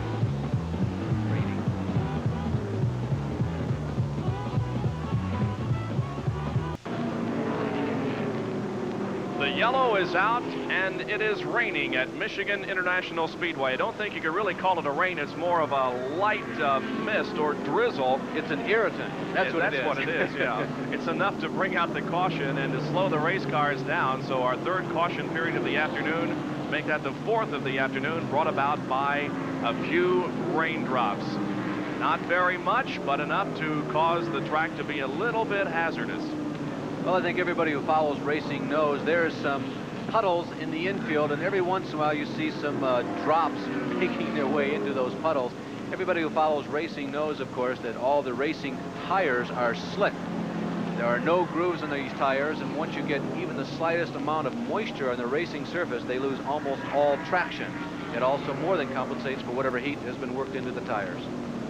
85 laps have been completed. When we went away to commercial, Cale Yarborough was in the pits. He is now back out there, and we are watching very closely to see whether or not his smoking problem is going to continue. This race will be considered an official race if at least 101 laps are completed. Now, there are several options that pop up if this race is halted by rain, one of which is to wait, put a delay into the middle of this race and try and come back and finish it. If the rain were to continue for the remainder of the lightness hours, the race would be official after 101 laps. Darrell Waltrip and Terry Labonte running out there on the racetrack. Now, Waltrip is ahead of Labonte on the racetrack, but in the point standings for the Winston Cup, Terry Labonte having just a very slight lead on Darrell Waltrip. As a matter of fact, the first 3 in the point standings this time on the Winston Cup circuit, very, very close. Well, there are small intervals between each of the finishing positions and the number of points that are awarded for those finishing positions. There is the current standings. Labonte with 2,812 points. Allison next at 2,777, and Waltrip third at 2,691. You get 175 points for finishing in first position, 170 for second, 165 for third, and so on. A difference of 5 points for each position all the way to the back of the field. Now, you can also accumulate 5 points for every race in which you lead, and you can also accumulate an additional 5 points if you have led the most laps of any driver in a given race. There graphically shows that breakdown as we started to run down for you, 5 points all the way back to as far as 40th position when that many drivers line up. What it does, it certainly gives an advantage to a driver who is a consistent top 10 finish. There's no doubt about it. If you can stay on the racetrack week after week, you're going to score well in the point systems. And there is quite a bit of discussion going on right now among the drivers. Some of them, of course, don't like that point system. Darrell Waltrip has won on the circuit this year and still is in second position, whereas Terry Labonte does not have a win this year and is the leader. Well, there are at least 3 drivers who are very much in the thick of it right now. We've documented that on a number of occasions. Labonte, Allison, and Waltrip. Certainly Richard Petty cannot be counted out, although he does not appear to be one of the favorites. We are 2/3 of the way through the season, about 11 races to go. Well, we asked Darrell Waltrip about his opinion on this point system. Again, he has won several times this year, but is in second position. The system is good. The structure of the system is perfect as far as I'm concerned, but there's not an incentive to win, or there's not an incentive to the winner. You have lap leader bonuses, you have the most lap leader bonus, but you have nothing other than a 5-point spread from first to second. The system complements a guy that doesn't race. It's a guy that goes out and is very cautious. It's a guy that goes out and picks his way along, and at the end of the race, he's 3rd, 4th, 5th, and he does it week in and week out, and he ends up being the national champion. That is not what racing's all about. Racing is winning. They're synonymous, and a system should be devised that says so. And those are the comments from Darrell Waltrip. The yellow remains out. It's still raining lightly at Michigan. 87 laps complete. Back after this. You will find many things in the Arizona desert. What you will not find is mercy. This is where Ford tested the acceleration of Mustang GT against Camaro Z28. Mustang GT's 5-liter high-output engine and performance suspension blew Camaro right into the shadows in 7.3 seconds. From a place where few survive, the boss is back. Save hundreds during Ford's factory-authorized clearance sale. Now. Here comes Wrangler, and he's one tough customer. He's hard to beat when he takes his seat, yeah. And when he says jeans, he means Wrangler. Wrangler style shows its stuff. Good looking when the action's tough. Here comes Wrangler, and he's one tough customer, and he knows what he likes when he sees it. Wrangler. Richard Petty, car number 43, loses several positions because of that pit stop. Ricky Rudd now being shown as the leader. No, he isn't. He is in the pit area now, so that gives a lead momentarily to Benny Parsons, who has not pitted in the last few laps. So Benny Parsons now being shown as the leader, with the Buddy Baker car now shown in second. Third position, according to NASCAR, belongs to Neil Bonnet. Fourth place is Kyle Petty. Fifth place is Ron Bouchard, and sixth is Darrell Waltrip. And we have also been watching the skies, Larry. As you indicated, it looks a little brighter. It's not raining at this point, and it looks like that the green could be coming out momentarily. 91 laps have been completed, almost half of this race, and those who have made pit stops scramble back out on the racetrack, anticipating a green next time around. One of the leaders just exiting the pits right now is Ricky Rudd, and going by on the high side of Rudd is Cale Yarborough. They are about a third of a lap behind the pack there that is behind the pace car going down the backstretch. There's Cal, there's Ricky, and right behind them, Terry Labonte. Remember, Labonte several laps down from a very long pit stop under green earlier, but they're racing to catch up with the pack before we go back green again. Their crews have told them, hey, we may go green, and I think they got the job done. Picking up on the end of the pack. Because of the caution period, the speed of the race is slowing. 124.54 now the average. With 91 laps completed, once again, the cars move two abreast to begin the restart. The faster cars that are on the lead lap are to the high side of the racetrack, being led by Benny Parsons in car number 55, the Wyman Bruton Buick. Right behind, in the number 28 car, is the Pontiac being driven by Buddy Baker. And here they come for the green flag. We are racing once again, and again, we see 4 abreast, and in some cases 5 abreast racing, as some of the drivers move to the inside to pass some of the slower cars. Back up to speed now in turns 1 and 2. It is Benny Parsons showing the way. And the number 88 of Bobby Allison, that car made a pit stop during this series of cautions, and he is trying to fight his way back up into the lead. Approaching the halfway point, and everybody among the top teams is as prepared as they're going to get. We've had a number of caution flag laps, lots of opportunities to check tire wear, lots of opportunities to check fuel consumption, lots of opportunities to make chassis adjustments. There is no excuse for any of the teams to be on the racetrack right now without their best effort. We could be in store for one of those tremendously exciting NASCAR finishes, because we've seen 3 or 4 drivers express the capability of running up front here, and there probably are a couple of others now who have found something during all of these slowdown periods, all these caution flags. Those adjustments are made.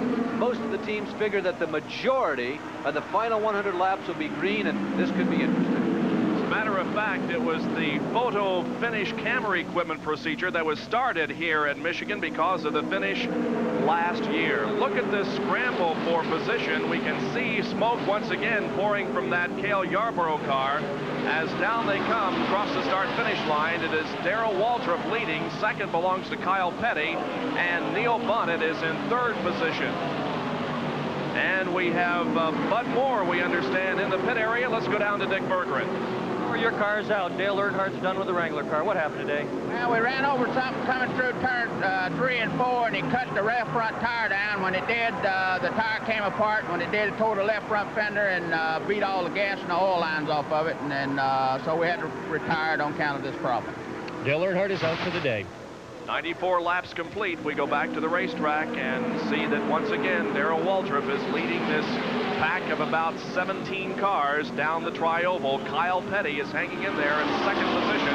In 3rd, running side by side, Bobby Allison and Neil Bonnet. Once again, they head for turn number 1. More than 31,000 seats here at Michigan International Speedway, and all of those are filled, and they were anticipating about 30,000 in the infield area. So somewhere in the neighborhood of 60,000 people have gathered for the running of the Champion Sparkplug 400 here at Michigan International Speedway. Down the relatively flat backstretch, now into the 18-degree banking. In turn number 3 and 4, Kyle Petty tries to look inside on Darrell Waltrip in turn number 4. Now it is Kyle Petty moving back behind Darrell Waltrip. Cale Yarborough is in 3rd position, running side by side with Bobby Allison, and no evidence, Larry. And we have a spin in the 4th turn as Charlie Baker, a rookie, spins in turn number 4, did not hit anything, is down in the infield and is going to I'm sure continue in the activity. The yellow is going to come out, but they will race to the yellow flag. Darrell Waltrip, Kyle Petty, Bobby Allison, and Cale Yarborough running down the backstretch in that order. In 5th, it is Neil Bonnet, and it looks like there is going to be no yellow, so the green is going to stay out as Charlie Baker managed to get his car back into the pit area. So we will not go yellow. We're going to stay in green. 97 laps will be completed here. Bobby Allison goes to the inside of Cale Yarborough in the tri-oval. Now it is Allison moving momentarily into 2nd position. Right alongside Kyle Petty is Cale Yarborough, and Larry again. That Yarborough car is moving well, and we see much less evidence of smoke on the track right now, so apparently he has his problems worked out. Neil Bonnet now moves up to battle alongside Cale Yarborough. So, some great racing at Michigan International Speedway. We will have to take this break, but we'll be right back with you. We're covering live for you the Champion Spark Plug 400.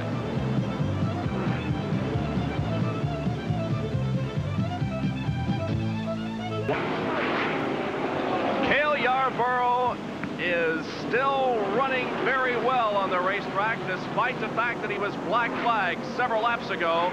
Let's go down to Dick Berggren, who may be able to tell us why he was black flagged and what the problem was. I'm in Cale Yarborough's pit now, where his crew tells me that the problem has been resolved. The reason he was black flagged was because of a transmission seal which was leaking, causing smoke underneath the car. They have epoxied that seal. The crew says everything is fine. Yarborough is back in competition. Well, he certainly is, running in second place. Here they come off of the trioval. We have 12 cars running in this lead pack. Bobby Allison is the leader. Second place belongs to Cale Yarborough, and the crossed flags being displayed to these drivers. We are halfway through the Champion Spark Plug 400. 100 laps have been completed. Just a theory, Bob. I think Bobby Allison feels he's got the power to pull away from the rest of the lead group. You saw him drop way down low that time momentarily as he came to the trioval. There's a possibility here that Allison is experimenting with the idea of trying to break away from the pack on his own. When he drops down that low on the racetrack, what it does, it disrupts the draft behind him. He gets out of the normal racing groove, and it makes it difficult for those behind him to follow. Let's see if he does it again. This time, Cal's pretty close. It may not be as practical of an opportunity to do that this time through. Well, as Bobby Allison moved low on the racetrack here in the trioval last lap, Ricky Rudd was running very slow on the racetrack, and Bobby had to move back up to get around Ricky, and Ricky is now in the pit area in the number 3 Piedmont Airlines Pontiac. So Ricky Rudd, who started this race in third position, qualifying at 162.002 miles an hour, is in the pits with problems. They have that car jacked up on the left side. Ricky, of course, 25 years of age. Back to the racetrack, it is still Bobby Allison, Cale Yarborough. Off of turn number 4 onto the trioval. Running in third place now is Richard Petty. Fourth is Neil Bonnet. Fifth is Darrell Waltrip. Sixth, Harry Gant. Seventh, 9 and 8th position belongs to Kyle Petty. A little bit of racetrack before we get back to the 9th position. Well, Allison, Yarborough, and Petty again to the front. They, without a doubt, have been the main men in this race. We're accustomed to seeing Darrell Waltrip right up in that lead group. From time to time, he has made an appearance, but he hasn't been able to stay. Now, you never know in a situation like Darrell Waltrip and Junior Johnson. They could be playing a bit of a cat-and-mouse game. They have been so superior this year, it's hard to believe they're not capable of being right up at the front of this one also. Well, a race driver who has a very bright future ahead of him had hoped for good things today. He started from the pole. Bill Elliott with Dick Berggren. Bill Elliott, you had a good start today, but then a crash. What happened back there? Well, Ricky Rudd was trying to get back by Darrell over there. He didn't hardly do it, and he was trying to get back in behind him, and when he did, he cut. He hit the back of Darrell. Darrell got straightened back up. It turned him into the 6th car, and the 6th car spun over in front of me and hit the wall, and I hit him. Did you come close to flipping? I don't know, but it felt like it was. We're trying to get the car fixed. We're in the Ingersoll Rand pit crew race, and we're running second right now, and we're trying to get back out and finish the race where we'll gain some more points on that. What are some of the things you fixed already? Well, it messed up the front end. We had to take some of the front sheet metal off, and I don't really know what all it is. Tough day for Bill Elliott, but they're not going to give up yet. Now, Cale Yarborough is coming into the pit area, and it looks bad for Cale. He's going to be pulling that car behind the pit wall. Looks like it's over for Cale Yarborough, who is running right up front. In fact, led many, many laps of this race and was running second, third, or fourth. And perhaps Dick Berggren can move back into that area. I know he was down there close to the Bill Elliott garage area, which is close to the Yarborough garage area, so perhaps we can get Cale on in just a few minutes. But disappointment for Cale Yarborough. He is out of the race just past the halfway point. Well, Bobby Allison is the leader with the number 43 car, Richard Petty, running in second position. 105 laps completed, speed 124.7. Back in a moment.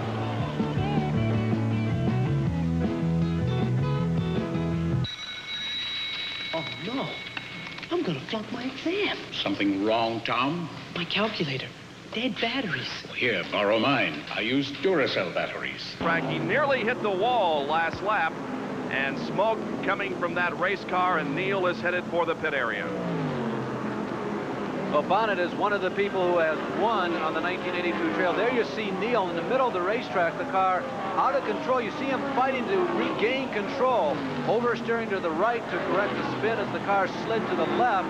We believe that he may have just ricocheted off the outside retaining wall. Take a look at the right rear quarter panel of this race car as it comes into the pit area. Very quickly, let's go down to Dick, who has cut off with Cale Yarborough. Cale, tough afternoon. What just happened? Well, yeah, car was running real good, but transmission busted in, and of course that puts us out of the race. So you're all done for the day. We'll be back. You were running strong during the day. Was the car feeling good to you? Car felt real good. I just feel like that we had the cream of the car back there. I don't believe there's anybody there that could run with us. When we got ready to go to the front, the car was capable of going, and that's where we went. So that's just one of those things. Who's running real strong right now, Cale? Who is running real strong right now? Looks like Bobby Allison has no problems. He's got it made. Okay, there it is from Cale. There's a prediction from Cale Yarborough. He says that Bobby Allison has a strong car. Neil Bonnet moves back out onto the racetrack after having made a very brief pit stop. So Neil Bonnet is back out there. So far in the first 108 laps of this race, we have had 23 lead changes. Right now, the lead is continuing to be held by Bobby Allison. Petty running in second position, and third is Jeff Bodine. Now, Harry Gant in car number 33, running in the top 10, made a pit stop just a few minutes ago, but he is back out there also. We'll look to see if Harry Gant is having a problem with that race car. Meanwhile, we go back to take a look at how the first two cars are running, and they're separated by about 4 or 5 car lengths. Bobby Allison with an advantage on Richard Petty. And here is Buddy Baker slowing on the racetrack, moving very slowly through turn number 4 down on the apron of the racetrack. Well, Baker has won twice at this racetrack. He has won a Grand National race, and he's also won an International Race of Champions. Buddy, of course, has been around long before the advent of the Michigan International Speedway. Buddy pointing to the left, telling the Speedway guard that he's headed back for the garage area. As we take a look at our serial scoring, you can see that at the end of 10 laps, Darrell Waltrip was the leader. Second, 20th, 30th, 40th, and 50th laps, Yarborough and Allison were up there fighting for the lead. But then the 60th, 70th, 80th, 90th, 100th lap leader was Bobby Allison. So indeed, he is looking strong. Allison, the leader at the end of 100 laps. Yarborough was running second, of course. He now is out of the race. Buddy Baker is in the pit area, and the crew is taking a look at the motor of that car, and it looks like that serious problems have popped up for Buddy Baker in that Stacy Pontiac. Bobby Allison leads once again, and we have completed 111 laps out of 200. We'll be back with more of this Champion Sparkplug 400 at Michigan in a moment. Michigan International Speedway near Brooklyn, Michigan. On this 2-mile oval is a lot of debris, including that piece of burning tire there just entering turn number 3. Could be a hazard for some of the drivers, Larry. Well, we think it came off of Kyle Petty's car. The yellow flag has not come up yet. It is not exactly in the racing groove, but maybe the observers feel as though that it is not in a precarious position. There you see the Haas-Ellington crew going to work on the right rear section of the Uno-sponsored STP #1 race car driven by Kyle Petty. Incidentally, this is the car from Level Cross. This is not Haas-Ellington's car. Kyle wanted to bring the Pontiac here to Michigan International, so this is one of the cars from the stable back home. And Dick Bergeron is covering a lot of ground down in the pit area. What's up this time, Dick? Well, right now, Buddy Baker's just dropped out of the race. Waddell Wilson, his crew chief, tell us why. Something's come through the grill into the radiator, and it's erupted. It lost all the water out of it. We can't fix it. That's it. Buddy Baker all done today. And the yellow flag is once again waved over Michigan International Speedway. We don't see a particular problem on the racetrack. It could be indeed for that piece of debris out there in turn number 3. So once again, the leaders race toward the yellow flag, but it is being displayed by Harold Kinder with 114 laps completed. Well, running down the cars that are in the top 10 as Bill Elliott has pulled out of the pit area again, is headed back out into the battle. Running down the cars that are in the top 10, and of course in a NASCAR race that changes from lap to lap, but here are the cars that are on the lead lap. Jeff Bodine has quietly sneaked himself up into the top 3, eclipsing Darrell Waltrip about 7 or 8 laps ago. Running on the racetrack with Waltrip, you see the leaders coming in. Here appears to be Bobby Allison and Richard Petty in for their pit. We'll show you both of them as they stop for this brief respite here in the 400 miles of the Champion Spark Plug 400. Kyle Petty, of course, was running in 5th position before this caution flag. There you see Allison coming to a stop at the top of your screen. Richard Petty at the bottom. The last time that they did this, they went in tandem and they came out in tandem. No team had more than a 1-second advantage over the other in terms of the pit stop. The Bobby Allison crew near completion, as is the Richard Petty crew near completion. The crews move to the left side. It's a caution flag, so they'll change all 4 tires. They want to have everything in just perfect readiness for this final drive to the checker flag. About maybe 80 laps to go. Depending upon tire wear, they may do this one more time. Both of them again pulling out at just about the same time. And Jeff Bodine in number 50 also going out of the pit area. He is being shown in 3rd place at this time. So as the cars realign themselves on the racetrack, we'll get a better idea of exactly who is running in what position. 127.18, the average speed of the race at this time, with the yellow once again out, and we'll have more after this. The green flag is out once again at Michigan as 25 cars remain on the racetrack. They're being led by Bobby Allison in the Gatorade Buick. Running in 2nd position, the STP Pontiac being driven by Richard Petty. 3rd place belongs to Jeff Bodine in the Performance Connection Pontiac. 4th place is Tim Richmond in the number 2 Stacy Buick. So those are the first 4 positions, and the first 7 cars are pretty much involved in the draft as they're right together on the racetrack. Bobby Allison continues to lead. He's been the leader for several laps now. Cale Yarborough is out of competition. We have 77 laps to go. Well, Waltrip runs 5th right at the back door of Tim Richmond, and 6th is Harry Gant, and 7th Benny Parsons. Waltrip, Richmond, Gant, and Parsons have been battling with one another. There is Harry Gant on the right-hand side of your screen, and just to the very right was the black number 55 of Benny Parsons. There's Richmond in the blue and yellow 2, and Darrell Waltrip challenging Richmond. And the 4 of them, despite the fact that they've been battling, there you see Waltrip going up alongside of Richmond again. They have closed the gap on the first 4 cars. That's Bodine in 4th. You see Richard Petty up ahead. But this quartet right here, despite the fact they've been trading positions, going back and forth, when you run side by side, you can't run as quickly as you can in single file. They have stayed with the leaders and actually moved in just a bit. Down the backstretch, the choo-choo train, 5 cars long. Into turn number 3. Still Jeff Bodine leads that pack into turns 3 and 4, with Waltrip right behind Bodine and Tim Richmond then right behind that car off of turn number 4 onto the tri-oval here. This is the battle for 3rd position, and it involves 5 cars. Benny Parsons also in this race. 125 laps have been completed with 25 cars still in the race. And we have been noticing how the cars have been running very, very high on the racetrack, especially in turns 3 and 4. Is that the normal groove here, Larry? Well, it's a groove that really develops and enhances itself later in the race. You can see the black part of the racetrack where most of the drivers have been running, where the rubber is laid down, continues to move higher and higher on that racetrack. This shot is taken from turn number 3 as the cars running 3rd, 4th, 5th, 6th, and 7th come out of turn number 4, go down the main grandstands. There are the main grandstands. Some 60,000 odd people assemble here for this race. They now go through the tri-oval. They approach turn number 1. You see Benny Parsons trying to move low. And it appears to be Bodine there, moving low on Harry Gant. Tim Richmond right above Benny Parsons. Again, you're watching the cars running 3rd through 8th from the camera, high above turn number 3. Now down the backstretch, the flattest part and the fastest part. The skid marks from that crash on lap number 19 early on as we complete 1 lap around the Michigan International Speedway. All All right, and the leader continues to be Bobby Allison. Allison and Petty are running right together here off of turn number 4. Richard Petty, turning in a very fine performance so far this afternoon, is lurking right there behind Bobby Allison. It looks like that he could make a move at any moment, but I'm sure that Richard, at least for the time being, will be content to settle back there in second position and let Allison lead the way.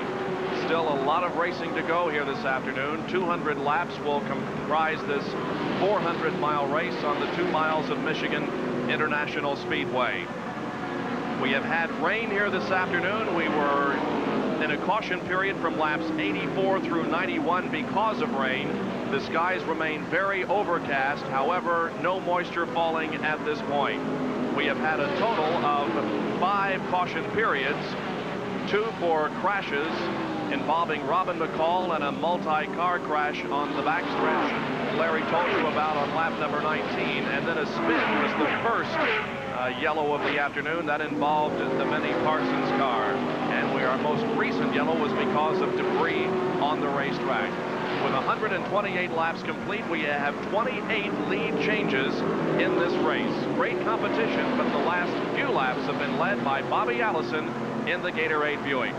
Another outstanding field of cars entered here this weekend. Among those who did not make the field, Marty Robbins, returning to NASCAR racing, was the 37th fastest qualifier, just barely missing this field by less than a tenth of a second. Matter of fact, by about 7 thousandths of a second difference between making and not making. Bobby Wawak, the Wawak Racing Buick, another non-qualifier. Bill Scott, Dr. Gil Roth, from the Pittsburgh area, driving the GRR Racing Oldsmobile. John Corbin and Bob Slowinski, a local driver from nearby Harper Woods, Michigan, among the non-qualifiers. 2 other drivers who did not qualify fast enough but were added to the field under some special provisions were Ronnie Thomas in the Falls Radiator Special STP, also sponsored Pontiac, and Al Aquasto in the Pentex Camber race car.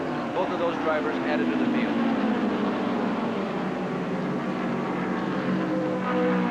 Bobby Allison is the leader and won the Daytona 500 earlier this year. He also won the Dover 500 at Dover, Delaware. Was the winner at Pocono, won the Firecracker 400 at Daytona International Speedway, and was also the winner of the Mountain Dew 500 at the Pocono International Raceway. Let's go back down to Dick Berggren. Well, we're down in the pits with Gary Nelson, Bobby Allison's crew chief. Gary, it looks like you've got these guys flying out here. Well, we're pretty much running our own race. The car is real comfortable to Bobby. We're just kind of holding down right here through the middle, feeling out Petty and seeing how strong he is, trying to get a good setup for the finish. How strong are you? We're not sure how strong Petty is. Bobby feels pretty confident that we can handle him. Well, a lot of times the track changes when it cools off, and it's definitely getting cooler. So we're trying to decide what adjustments we want to make for the finish. Gary Nelson getting ready to get that car ready, hopefully for a win. Bobby Allison, of course, very successful on the short tracks, at least in the early part of his career, but has done very well on the super tracks this year and is the leader at Michigan. We will have more of the Champion Spark Plug 400 after this. 131 laps complete. Sorry. Cars that have dropped out of the race, driven by Earl Canavan, number 13. Al Aquasto is out, so is Mark Martin. Robin McCall because of an accident. Dale Earnhardt is out of the race, and so is David Pearson. Others that have dropped out of competition: Morgan Shepherd, H.B. Bailey, Cale Yarborough, Joe Ruttman, Jody Ridley, and Buddy Baker. Bobby Allison continues to lead this race, stalked by Richard Petty. You know, Bob, it's too bad that we can't read their minds to find out exactly what you can do to test the other guy to find out how strong he is. Well, Jeff Bodine in car number 50, racing there with Ricky Rudd and Tim Richmond. And right now in the Rookie of the Year points battle, Jeff Bodine is second with 159. Mark Martin is the leader in the points battle at this point with 189. Third, Brad Teague. Fourth, Jim Souter. And Rusty Wallace is fifth in the Champion Spark Plug Company rookie standings. Now, that doesn't necessarily mean the driver who winds up with the most points wins the Rookie of the Year award. That is determined by other things. However, it is very important and will lead to the final decision. Well, there's a board that gets together when the season is over, a board that's assembled by NASCAR, and they take a vote, and they do make the final determination. But the point standings, more than anything else, become the most significant factor in determining this. At one point in the season, it looked like Mark Martin was going to be a shoe-in for it, but Jeff Bodine, since he's climbed behind the wheel, the Performance Connection Special has really moved in. Winston Cup wins. The manufacturers, of course, always concerned about their particular car winning. In 1981, a Buick won 22 races. This year, 15. Ford won 7 races last year, 2 so far this year. Chevy won a race last year, has won 2 this year, and Pontiac won a race last year. They have no victories to their credit so far this year. Most of those wins, of course, coming at the hands, the capable hands of Darrell Waltrip and Junior Johnson, as Waltrip led the league in 1981 in most wins accumulated, and he's doing the same thing here in 1982. Waltrip has won 7 times. Bobby Allison has won 5, and Waltrip has got to be considered one of the mystery men in the race here today. He has not shown the capability of staying up with Allison and Petty, and they have really opened up daylight between themselves and the 3rd running Darrell Waltrip and the 4th running Benny Parsons. Another guy who looked like he was in for a long day, spinning on lap number 2 of this race, gathering it back up, making a couple of pit stops under yellow, not losing a lap, and now he's back in 4th position. As the leaders enter turn number 3, positions 3 through 8 are just now exiting turn number 2. Well, with Bobby Allison leading and Richard Petty running in 2nd position, we have 9 cars on the lead lap. Waltrip is in 3rd, Bodine is in 4th, Harry Gant 5th, 6th belongs to Tim Richmond, 7th is Benny Parsons, 8th position is the number 67 of Buddy Arrington, and 9th, 47 run by Ron Bouchard. 2 laps down in 10th position, car number 71, the Throttles Buick driven by Dave Marcus. So 9 cars on the lead lap with 138 laps completed. There is the battle between Darrell Waltrip and Benny Parsons. Waltrip in the familiar Mountain Dew car, number 11, and Benny Parsons in the new car, one that you have not seen before because this is his first race. It's painted black. It's sponsored by Wyman and Bruton Chewing Tobacco. It, of course, is a Buick. Waltrip and Parsons down the backstretch, headed for turn number 3. You heard Gary Nelson a few moments ago refer to some of the decisions they might be making about making adjustments on this race car for the final laps of the race. We are working on lap number 140 right now. Most of the adjustments are going to be chassis. There are a few things that you can do to an engine once you get out there. Most of the chassis adjustments concern a distribution or a redistribution of weight around the 4 corners of the race car. There are weight jacks that can be adjusted with a bolt at the 4 corners of the race car, and depending upon how the car is performing, the driver and the crew chief, they communicate usually over the radio, and they make decisions whether or not the car is pushing just a bit, or maybe the car has a tendency to oversteer. They determine how much weight they want to shift from one corner of the race car to the other. Obviously, on the race car, you want most of the weight to be riding on the left side, the vast majority of it to be sitting down near the tail of the left side of the race car. You want that right front to stick like glue on a racetrack like this. By the way, it requires a spring rated at about 1,500 pounds to keep that car suspended at these speeds on a high bank racetrack, and to keep the ride that the driver wants and the ride that makes him feel comfortable. Bobby Allison has something interesting riding with him that none of the other drivers, to the best of our knowledge, have. Jeff Bodine has experimented with the following, but don't know if he has it on for this race or not. Bobby Allison runs with power steering, and it does give the car an altogether different feel. Although Bobby says that at extremely high speeds and at maximum horsepower capacity, the power steering doesn't feel all that different than what normal steering does. The big difference comes in when Bobby has to turn the wheel all the way to right or to left as he gets closer to lock.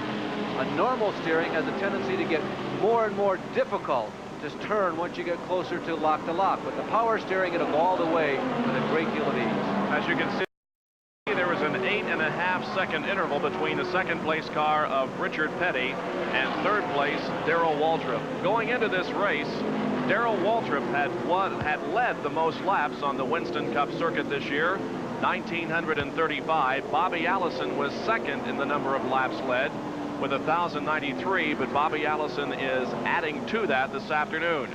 Dale Earnhardt was third in number of laps led going into today's race. Harry Gant fourth and Neil Bonnet fifth. And an award from the Gillette Atra people goes to the individual at the end of the season who leads the most laps on the circuit. Darrell Waltrip is in third place, fourth Benny Parsons, and Jeff Bodine is right beside Benny Parsons as they head for turn number 1. Jeff Bodine to the number 50 car, the Performance Connection Pontiac, as we go back to the leader, Bobby Allison, down the backstretch. Richard Petty running right behind him, 58 laps to go.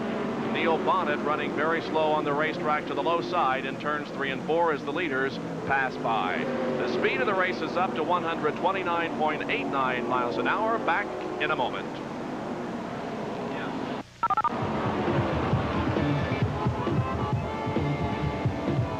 Here is a pit stop being made by Tony Bettenhausen from Speedway, Indiana. He has brought his Indianapolis type car sponsorship into Grand National Racing, is driving the Provimi Beal Buick here today. It's been quite a while since Tony performed in a Grand National race, devoting most of his time to the Indianapolis type car circuit. Tony Bettenhausen in the pits right now. He started this race in 33rd position, qualifying yesterday at 156.355 miles an hour. And Tony finished second a year ago here at the Michigan International Speedway in the inaugural running of the Michigan 500, a guy who's been in the top 10 in the point standings for most of the last 2 seasons with CART. Bobby Allison, it appears, can lengthen his lead over Richard Petty on the straightaway in the backstretch, but then Petty gathers it in a little bit closer as they go into the turns. They run very high there in turns 3 and 4, up close to that outside retaining wall. Back in 5th position is Benny Parsons in number 55. The Buick sponsored by Wyman and Bruton, and for a while early today in the race, in fact on lap number 1, it looks like it was going to be a bad day for Benny. He spun down in turn number 3, did not hit anything, continued in the race, and he has moved up now within the first 5 positions. And he's within sight of the car that was a teammate to this particular race car at one point. That's Benny Parsons up close right there. The car comes from the Skoal Bandit stables. This was one of the cars available to Harry Gant, and the team that Benny has assembled, Benny and his brother Phil Parsons have put together, actually running this team from Hal Needham's Skoal, running this car from Hal Needham's Skoal Bandit team this weekend. This is an important race for Benny Parsons. He needed to do well here this weekend to get back into the saddle, and I tell you, I don't think there was anybody who expected Benny to not do well here, and he has certainly performed admirably.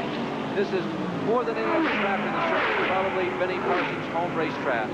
Most of his early exploits as a race driver took place racing out in the Detroit, Michigan area, not far from here, and he still has a lot of fans here from his days running the ARCA circuit, the races out of the city of Toledo, Ohio. And, of course, before he got into racing, he was a cab driver in nearby Detroit. Dick Berggren in the pit area. Boy, the pit crews have been working hard today, as you can see by the Ingersoll Ram Proto board here. Richmond and Inman, they're 4 stopped. They're right in there. So is Waltrip and Johnson. 4 stops for Bobby Allison and Nelson. As you can see, it's very, very close. A lot of money at stake here for the crews. So this next stop is going to be very important to decide who's going to win the pit crew competition today. The drivers race on the track, and the pit crews race when the drivers come in. It's very important to have quick pit stops, not only to win the race, but as Dick indicated, there is a reward for the crew that turns in the fastest. Well, it's based on the smallest amount of laps time among the leaders. Bobby Allison slows going into turn number 3.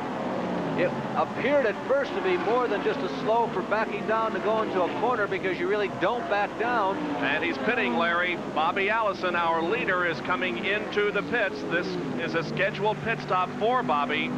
Richard Petty continues to run out on the racetrack, so he moves into the lead now. But Bobby Allison in the Gatorade car moves in for a pit stop.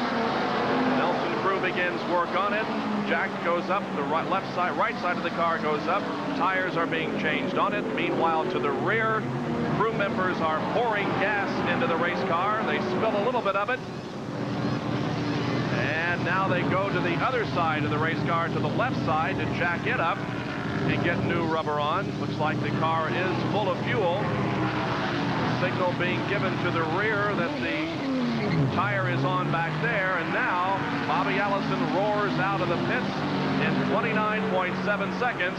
Richard Petty, meanwhile, continues to run at speed and puts a lap on Bobby Allison as Allison is running to the low side of the racetrack in turns 1 and 2, and Richard Petty high still up to speed. Remember, though, Richard Petty will have to stop in just a few laps.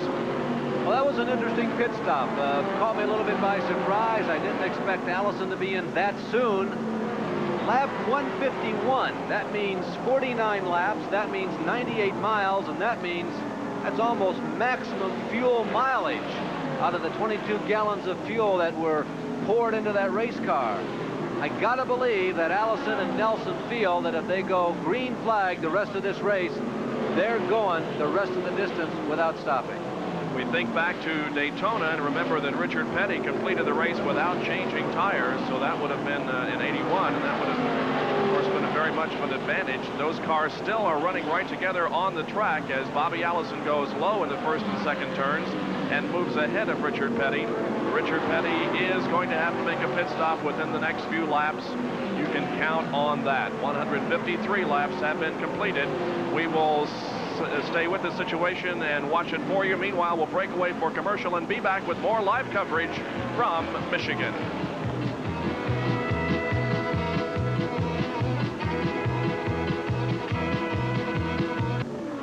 Over the years, I've won my share of stock car races, but even I don't have a chance if my car's not at the track. Our rig's that important. So we lease our truck from Saunders Leasing System. Saunders is the oldest and among the largest truck leasing firms in the nation. They're the folks to talk to about leasing or renting trucks. We got a lot riding on Saunders because we can't win till they get us to the track. Rent or lease from Saunders. Check your yellow pages or call toll-free. The last thing I want is for my boy to get hurt. So I gave him an Norelco. It treats him with tender, loving care. Doesn't nick or cut like blades can, and shaves his face baby smooth. He loves his Norelco, because it cuts down whiskers like Mark Gastineau cuts down quarterbacks. Right, Mom. I swear by my Norelco. I wish he wouldn't swear. Norelco Rototract. Tough on your beard, not on your face. While we were away, Richard Petty did not make a pit stop, so that is still coming up. Richard Petty, the leader, is the all-time leading money winner here at Michigan, $226,920. And he is the leader of competitive miles here at Michigan with 10,088. Richard Petty on the backstretch. Will he come in this time? Look at his pit crew members conferring about the situation. Vic Berggren is close to the situation and will have a report on exactly when Richard Petty expects to come in. No evidence of that right now. The car is high on the racetrack at well over 160 miles an hour coming through turn number 4 and into the tri-oval. So Richard Petty needs a pit stop. Right now, he is the leader with 9 cars on the lead lap. The car ahead of him in 9th position, almost a lap down, is Bobby Allison. Officially, after Richard Petty, Darrell Waltrip is in 2nd.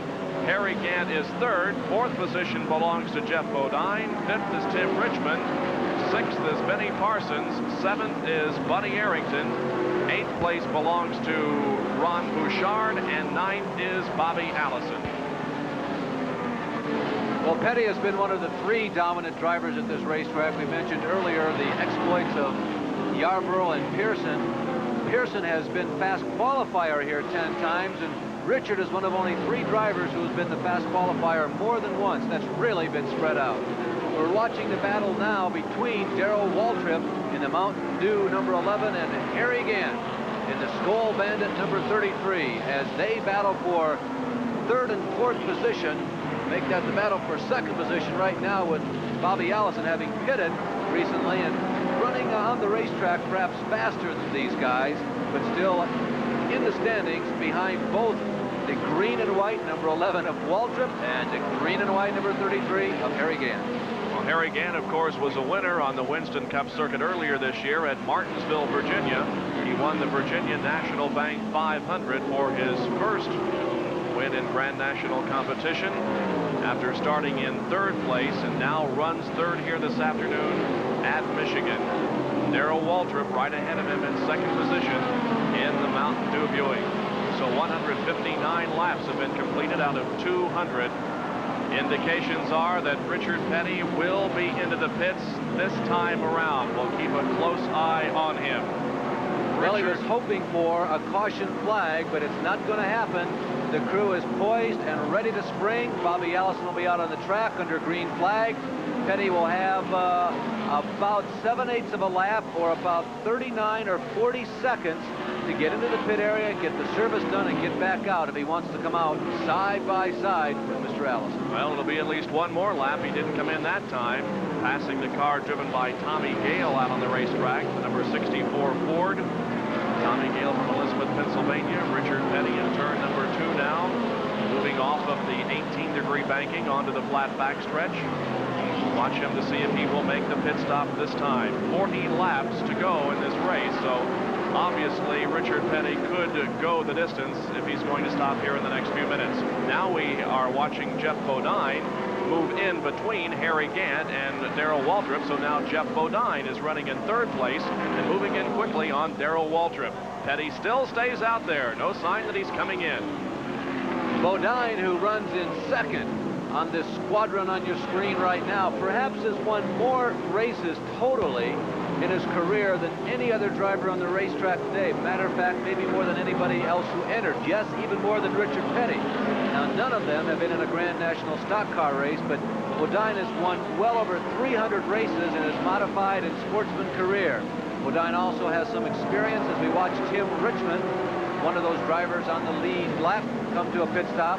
Bodine also has some experience in the super modifieds. Bobby Allison is running in 8th place, but remember, he has already made his pit stop. And now here comes Richard Petty. Petty's pit stop is coming up. He moves in the pit area, will be slamming on the brakes, screeching to a halt, and the pit crew will begin to go to work. Here they are. Let's watch this crew in action. The windshield is being cleaned. 3 members of the pit crew on the right side of the car changing the rubber. 2 assist with the refueling of the car. Now the jack moves over to the left side of the car, and the crew goes to work on new rubber on that side. The clock continues to move, but new rubber is being installed on all 4 corners of this Petty race car. The tank is full of fuel, and there it is, 30.4-second pit stop for Richard Petty. And where is Bobby Allison on the racetrack, Larry? Turn number 1, he just passed Richard Petty. Harry Gant has also passed Richard Petty on the pit road. Petty is now back up on the banking.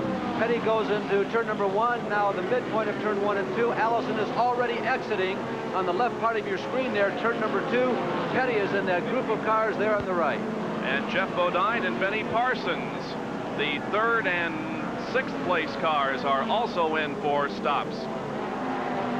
Harry Gant, Terry Labonte, and Lake Speed here on the backstretch and into turn number 3. Gant has not made his stop, will be soon.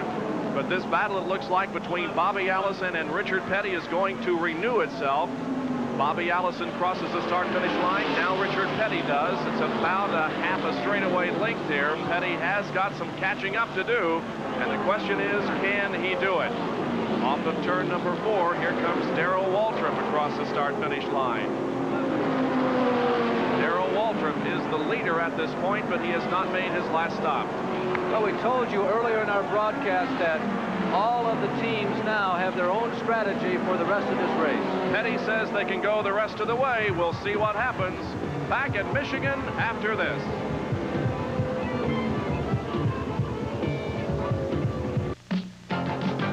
When I'm not making music with the Charlie Daniels Band, you'll find me here at home in Tennessee. And where you find me, you'll find my skull. I just take a little pinch and put it between my cheek and gum, and it sure feels good. In fact, I think going smokeless is the only way to go. And my place here, that's something I just can't get too much of. Enjoy tobacco without lighting up. Try Skoal, Copenhagen, or Happy Days. A pinch is all it takes. There is Darrell Waltrip moving out of the pit area back out on the racetrack after a 14.4-second pit stop. So now all of the leaders, including Waltrip and Gant and Allison and Richard Petty, have made their final stops, and there goes Richard Petty. So now the battle shapes up for the last 34 laps. 166 laps have been completed. Everybody has made their final pit stops, and now we settle back for the conclusion of this exciting race. The official word from NASCAR Timing and Scoring: Bobby Allison is the leader, Richard Petty second, Darrell Waltrip third, and Harry Gant is fourth. Well, Waltrip had the shortest pit stop among all of the leaders, and he needed it because he was not as fast on the track as Allison and Petty have been for the past couple of 100 miles. Now, the way to make a fast pit stop is you don't change as much rubber as you would normally like to do. You'd like to get new rubber all the way around. Well, they did not do that. So Waltrip and his team, Junior Johnson heads it up. They make the guess that maybe the tires they have will be good enough. They don't have as fresh a rubber as some of the other top teams, but maybe it'll work out. Well, now that these final stops have been concluded, let's get the assessment on all of them from Dick Berggren. Very good stops, every single one of them. All the top teams did well on their last stop. However, Bobby Allison took on 4 tires when he came in. Richard Petty took on 4 tires when he came in. Darrell Waltrip took on only outside tires when he came in. So Waltrip's car may well be at a handling disadvantage as this race closes down because he's only got fresh rubber on the outside of the race car. Looking statistically at these final pit stops, Bobby Allison was in for 29.7 seconds, Petty for 30.4, Darrell Waltrip for only 14.4 seconds. Bobby Allison, the leader, down the backstretch. Second place belonging to Darrell Waltrip, and third is Richard Petty. Darrell Waltrip is considerably behind, just about a straightaway length now between first and second position. We'll try to get an interval here as they come around. I'll get the stopwatch on Bobby Allison. Here he comes, moving high through turn number 4 into the tri-oval in front of 30,000 spectators that have gathered here. Here is Bobby Allison completing lap number 169. And Darrell Waltrip coming through turn number 4. So it's about a 12-second advantage for Bobby Allison. Well, Waltrip and Petty have gone at it in the last couple of laps since Darrell came out of the pit area. When he first came out, Petty had the advantage on him. Darrell came out and filed into third position as he blended into the pack. He then proceeded to catch Richard Petty despite that rubber disadvantage that Dick Berggren referred to. But since that time, neither one of them has really flexed the most muscle.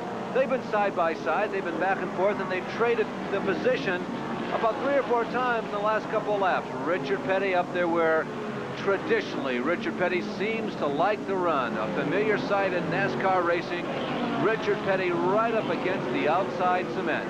He's always been quick up there, no matter how short the track is or how much shorter the track is. If you run down on the bottom, Petty has always been tough up along the barrier. Richard Petty's best finish this year was a second at the Richmond 400, the second race of the year. Has not, of course, had a victory on the Winston Cup circuit so far this year. He also finished second at Atlanta and took home a second-place finish at Pocono International Raceway in the Mountain Dew 500. So Richard Petty looking for victory here this afternoon, runs in second position. Now Darrell Waltrip is in third. Here is Ron Bouchard in the pit area, and the number 47, Stacy Buick. Ron from Pittsburgh, Massachusetts, one of the Eastern drivers. In fact, the only Eastern driver in the Grand National Racing on a steady basis. Ron Bouchard started this race in 20th position, qualifying at 159.264 miles an hour. Ron is 38 years of age. Bouchard was also the only rookie in the history of Grand National Stock Car Racing to win a race on a super speedway. He did that in something like only his 11th or 12th race ever in the big cars. Well, Richard Petty has now moved well ahead of Darrell Waltrip. Darrell appears to be slowing on the racetrack, in fact dropping down to the low side of the racetrack as if he might be making a pit stop. So Richard Petty moves well out ahead now of Darrell Waltrip, firmly establishing himself in second position. Waltrip was also signaling his crew with hand signals the last time he came to the tri-oval. There is Waltrip on the right-hand side of your screen momentarily way down out of the racing groove. He wouldn't be there if he was at top speed coming out of the second corner. He now approaches the backstretch where normally he would move right up along the wall. Closing in behind him is Kyle Petty, and I believe that's Harry Gant, followed closely by Ricky Rudd, Ricky Rudd also. But Waltrip is not entirely off the pace, but certainly not to a pace that would please Junior Johnson. Junior Johnson concerned about his driver, Darrell Waltrip. The report is that he may have dropped a valve in that car that has caused it to run sour on him. He is well down to the inside of the racetrack, and the faster cars are moving around. So it's looking pretty bleak here for Darrell Waltrip. Leader continues to be Bobby Allison. Second place belongs to Richard Petty, and now third is Harry Gant, as battles continue out there on the racetrack. This really plays into the hands of Gary Nelson and Bobby Allison. Gary, of course, Bobby's crew chief. One of the chances that both Petty and Waltrip had was to hook up in a draft and go after Bobby, but obviously that's not going to happen. And we get further information on the Waltrip situation from Dick Berggren. We have confirmation from the Mountain Dew crew that they do in fact believe that Darrell Waltrip has dropped a valve. That means that he's now running on 7 cylinders. It also means he's got a very serious engine problem going on. All right, so Darrell Waltrip remains out on the track, but at reduced speed, and has fallen from third position to out of the top 10 at this point. The average speed of the race is 133.34 miles an hour with less than 25 laps to go. There is the leader, Bobby Allison, in car number 88. Allison has led most of this race. He had early challenges from Cale Yarborough and from Richard Petty, but Bobby Allison has pretty much dominated this race here this afternoon, Larry, on these high banks. And I'll tell you, Allison has looked good on the super speedways this year. He really has. He swept, of course, both of the races at Daytona this year. 2 of his other wins on the 2.5-mile racetrack in Pocono. It doesn't have a bank like this, but nonetheless a big racetrack. You know, earlier in the broadcast, we also commented that it looked like Bobby wanted to break away from the rest of the pack as we look at Jeff Bodine and Benny Parsons. 2 more of the drivers running in the top 5, to be specific, now 4th and now 5th, as they go to the high side of Darrell Waltrip. Benny Parsons runs 4th, Jeff Bodine 5th. We'd commented earlier that Allison looked like he wanted to break from the pack. That's a difficult thing to do on the racetrack because of the drafts, Bob. Remember back on lap 151 when Allison pitted, we were all speculating, why did he pit a little more early than what we anticipated? Well, that is a very good way to separate yourself from the rest of the lead draft. And I'm just wondering now if that was not the reason for that, comparatively speaking, early pit stop. It separated Bobby from everybody else in the racetrack when all the others made their stops at the normal, the routine, the expected time around lap 155 and lap 60. Allison was all by himself. He had already shown that he was the strongest guy, and he finds himself running on the racetrack alone. Well, that's a good point, except does he have enough fuel to go the distance? That's a question, of course, that we will have to answer. In any case, it is Bobby Allison leading at this point in the Champion Sparkplug 400 from Michigan International Speedway. Now another in our series of NASCAR facts, handling of the car, this time from Larry Newberg. At 150 miles per hour, centrifugal force has a tendency to throw the race cars in the outside retaining wall. Some type of weight equilibrium must be obtained. It is done primarily with the selection of springs. It takes a spring rated at 1,500 pounds on the right front and sometimes as little as 400 to 500 pounds on the inside to keep these race cars glued to the racetrack. And given enough time, there's almost an endless selection. Less than 25 laps to go now, as 177 laps have been completed. More from Michigan after these messages. From the depths of space. Allison, the leader of the race. Petty second, Gant third. 4th place belongs to Benny Parsons, and 5th is Jeff Bodine. We'll try to get an interval here between 1st and 2nd position as Bobby Allison, running high in turn number 4, moves off of it onto the tri-oval here in front of us as he crosses the start-finish line to complete 180 laps, 180 complete.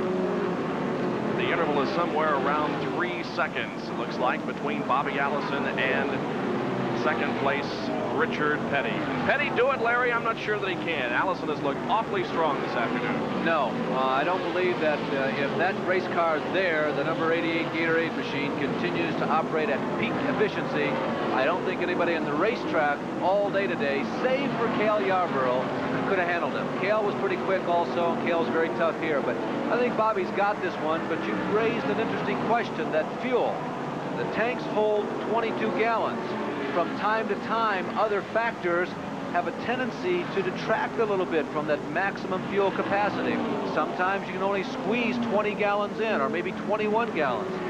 Well, most of the cars expect to get about 4.5 miles a gallon. And Bob, listen to this. If you take 49 laps, that turns out to be 98 miles.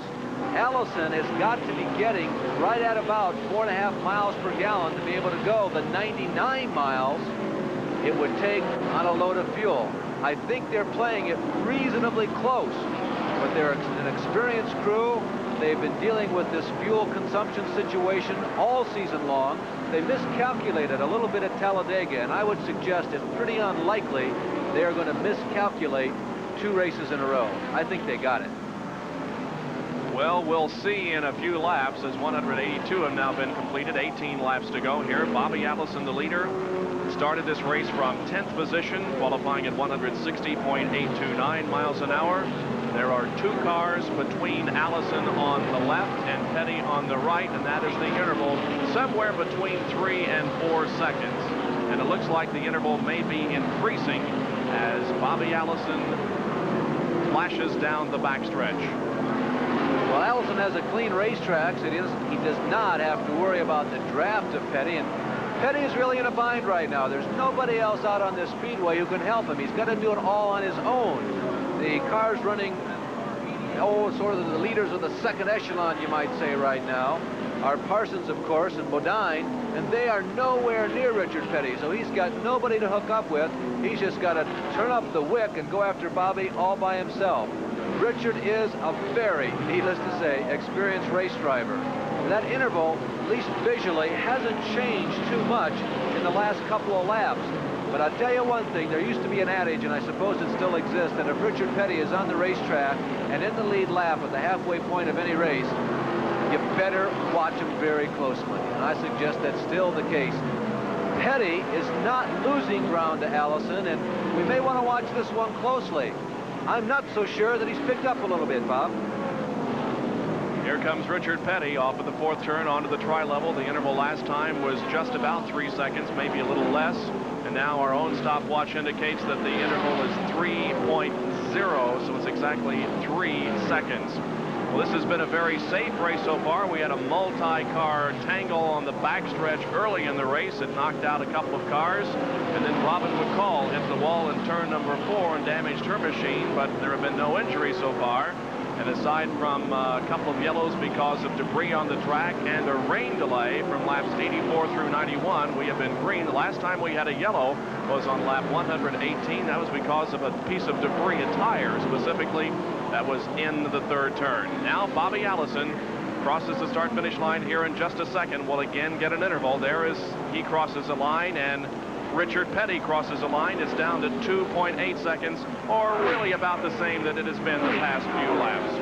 15 laps to go in this Champion Spark Plug 400. Can Richard Petty catch Bobby Allison? We'll answer that when we come back.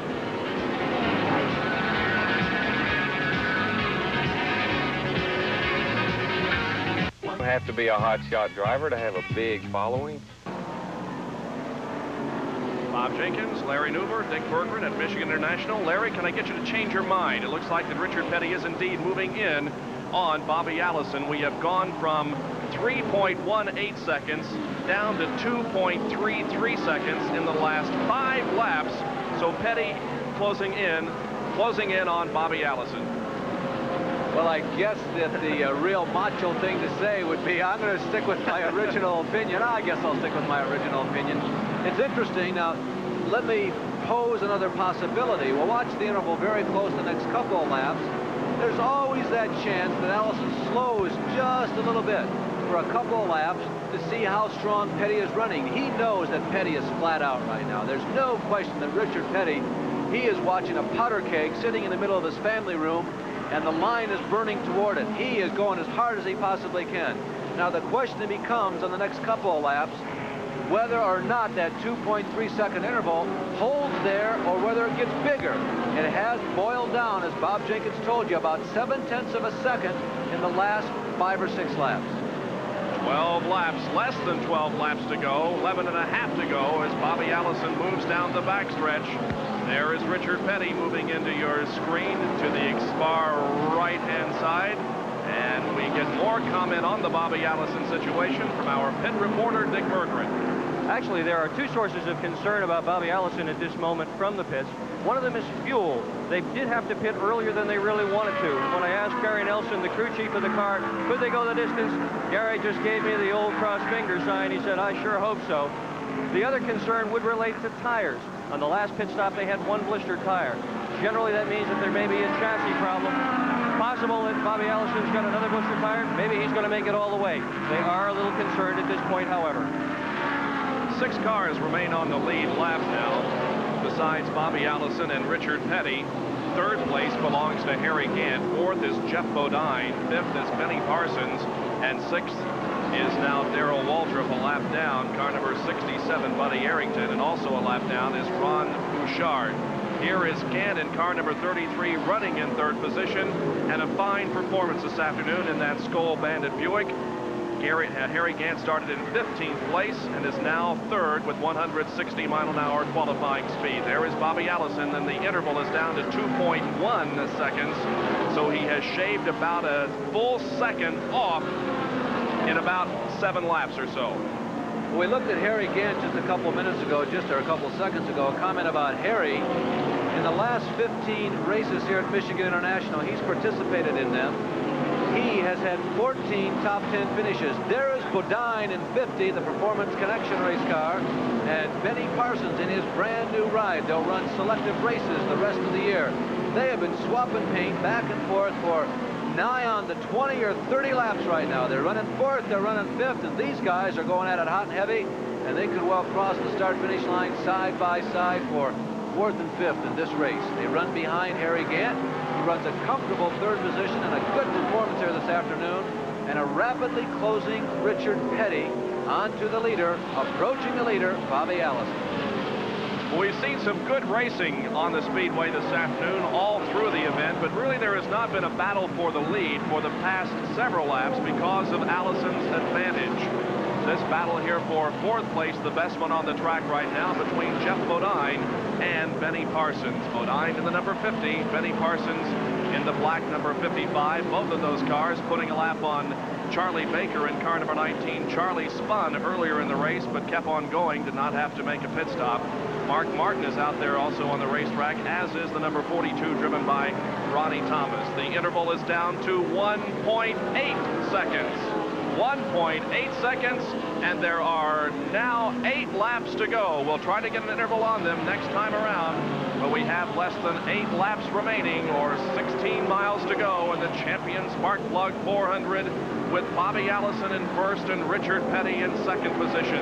Both of those cars up high on the racetrack near the outside retaining wall in turns 3 and 4 onto the tri-oval. Here is Bobby Allison. Right ahead of him is the number 40, driven by Joe Boer. The interval is 1.5 seconds, so has been clipped off 0.3 of a second in the last lap. He is catching him, and we will keep an eye on the situation. We will have for you the final 7 laps when we return to the champion Spark Plug 400. Michelob. Welcome back to Michigan. We have less than 5 laps to go, and here is the situation. Bobby Allison has the lead, but the interval is only that much, 1.16 seconds, and Richard Petty is closing in on Bobby Allison for the final few laps. The crowd is on its feet. They are shouting for their favorite race driver in this battle, as we have 4 laps to go, and the interval is down to less than 1 second. And a major obstacle coming up in about a half to 3/4 of a lap. 4 slower cars, 4 cars about to be lapped by the 2 leaders, Allison and Petty. Obviously, the guy with the advantage as you move towards slower traffic is the guy following. He's got more time to make decisions. He also has the opportunity to make maybe some of those judgment calls that Allison simply won't have the opportunity. The crowd stands. Everybody up and down pit row stands up. Everybody in attendance watching with a very peeled eye as the slower traffic is up in the racing lane. It delays Bobby Allison as he comes to the tri-oval. He needs to make a decision. Does he squeeze up along the wall or try to pass to the inside? He goes to the high side of the damaged number 9 of Bill Elliott and goes on his way. Harold Kinder was raving frantically at those slower cars to move toward the inside and let Allison and Petty go around, and all of them did. Now down the backstretch, the interval is 1/2 a second, and Richard Petty is closing in. 31,000 people in the grandstand are standing, and in the infield they have either moved toward the fences or they are on top of their campers, vans, and cars, watching what appears to be a very exciting finish to this 400-mile race. Here come the 2 leaders off of turn number 4. It looks like Allison may go low. Ahead of him is Neil Bonnet. Let's see what direction he takes. Bobby Allison moves high to pass Neil Bonnet into turn number 1. A slower car still up there in the racing group now moves to the inside and gives Bobby Allison and Richard Petty a clear shot.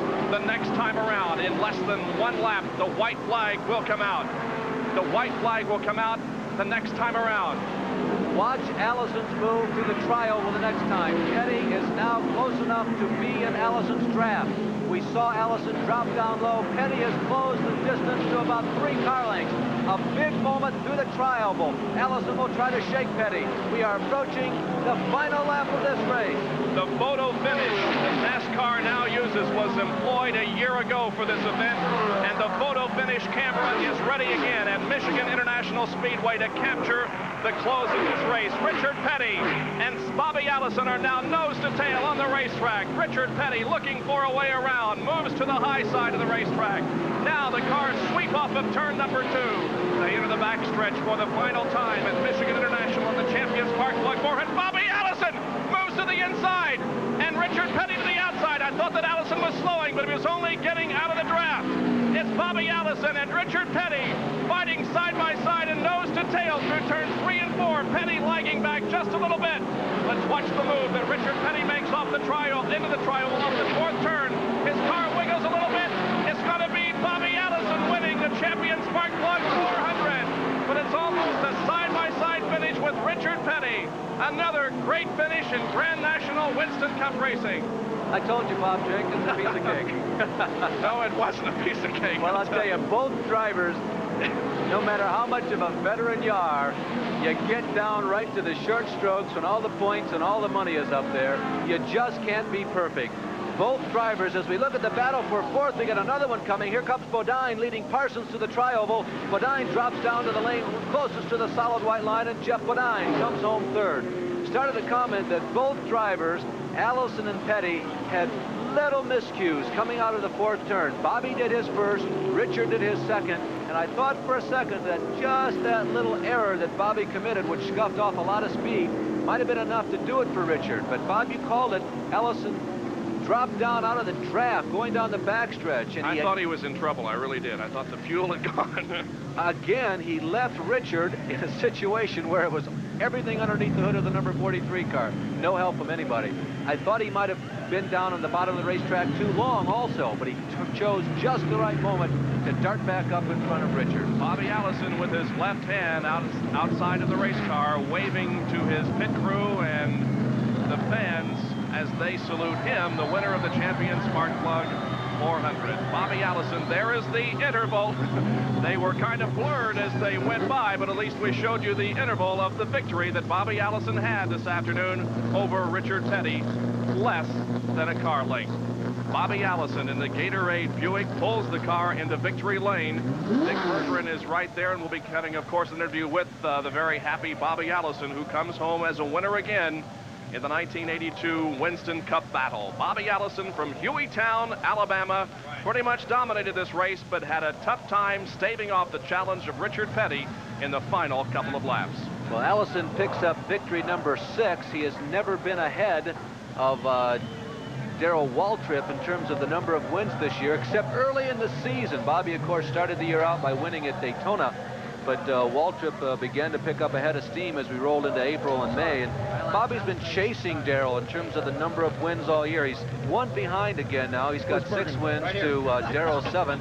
He now has 65 career wins and ranks right up there with David Pearson, Cal Yarborough, Richard Petty, and Darrell Waltrip among the most winning drivers in the history of NASCAR racing. As Bobby Allison climbs out of his race car, let's throw it down to Dick Berggren. I'm going to ask you amid an awful lot of applause, Bobby Allison is climbing out of his race car. Congratulations, Bobby.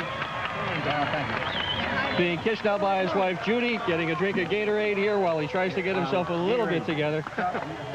Bobby, a great race. Thank you very much. A real thrill. I'm telling you, Richard was strong, but we were trying to save just a little bit in case we had to get into a race with them there. We felt like it'd be better if we could just stretch it and beat them. But if we had to race them one-on-one, I had to keep the tires cooled down. So, you know, we just had everything go our way, really. Toward the end, the move on the last lap where you dropped down, what was that all about? Well, I just didn't want him to get a good slingshot on me after running that far and that long. I think that anyone would have tried to protect their lead. I didn't cut them off or anything. I was a couple car lengths in front of them. But I did pull over where he couldn't draft on me and get a slingshot on me. And then coming off of 4, I got sideways a little bit. It kind of surprised me. I think it did him, too, but he just didn't have anywhere to go. And our car had him beat today. Robert Yates's engine. I tell you, we turned that thing almost 8,000 all day long, and it ran like a jewel all day. How close is the fuel situation, Bobby? You're going to take a drink of Gatorade before he answers that one.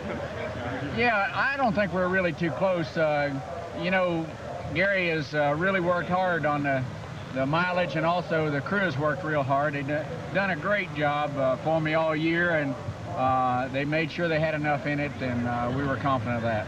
Toward the end, were you dropping back? Was Richard catching up, do you think? Well, really, he was catching me, but we were trying to save just a little bit. I had run over something earlier there around 150 laps and messed a tire up, and you know, we had to pit before we really wanted to, and that fouled our whole race plan up, and I wanted to make sure my tires were cold enough, and I had enough left if I had to race them that I'd be able to. Well, you sure raced them right down to the checkered flag. Congratulations, Bobby Allison, winner here today at Michigan. Thank you, and I want to dedicate today's race to Bill Gardner, Jr., whose birthday is today. Happy birthday, Bill, and also hello to all the gang at home and to Bonnie up there in Charlotte. And for those of you who don't know, Bill Gardner owns this race car. Yes. Right now. Now hold that. You gotta hold it. Oh my goodness, it's going on television. Happy birthday to Bill, and happy birthday to our score, John Sennett, too, who's celebrating a birthday today. And congratulations to Bobby Allison, who won the Champion Spark Plug 400. We'll be back in a moment.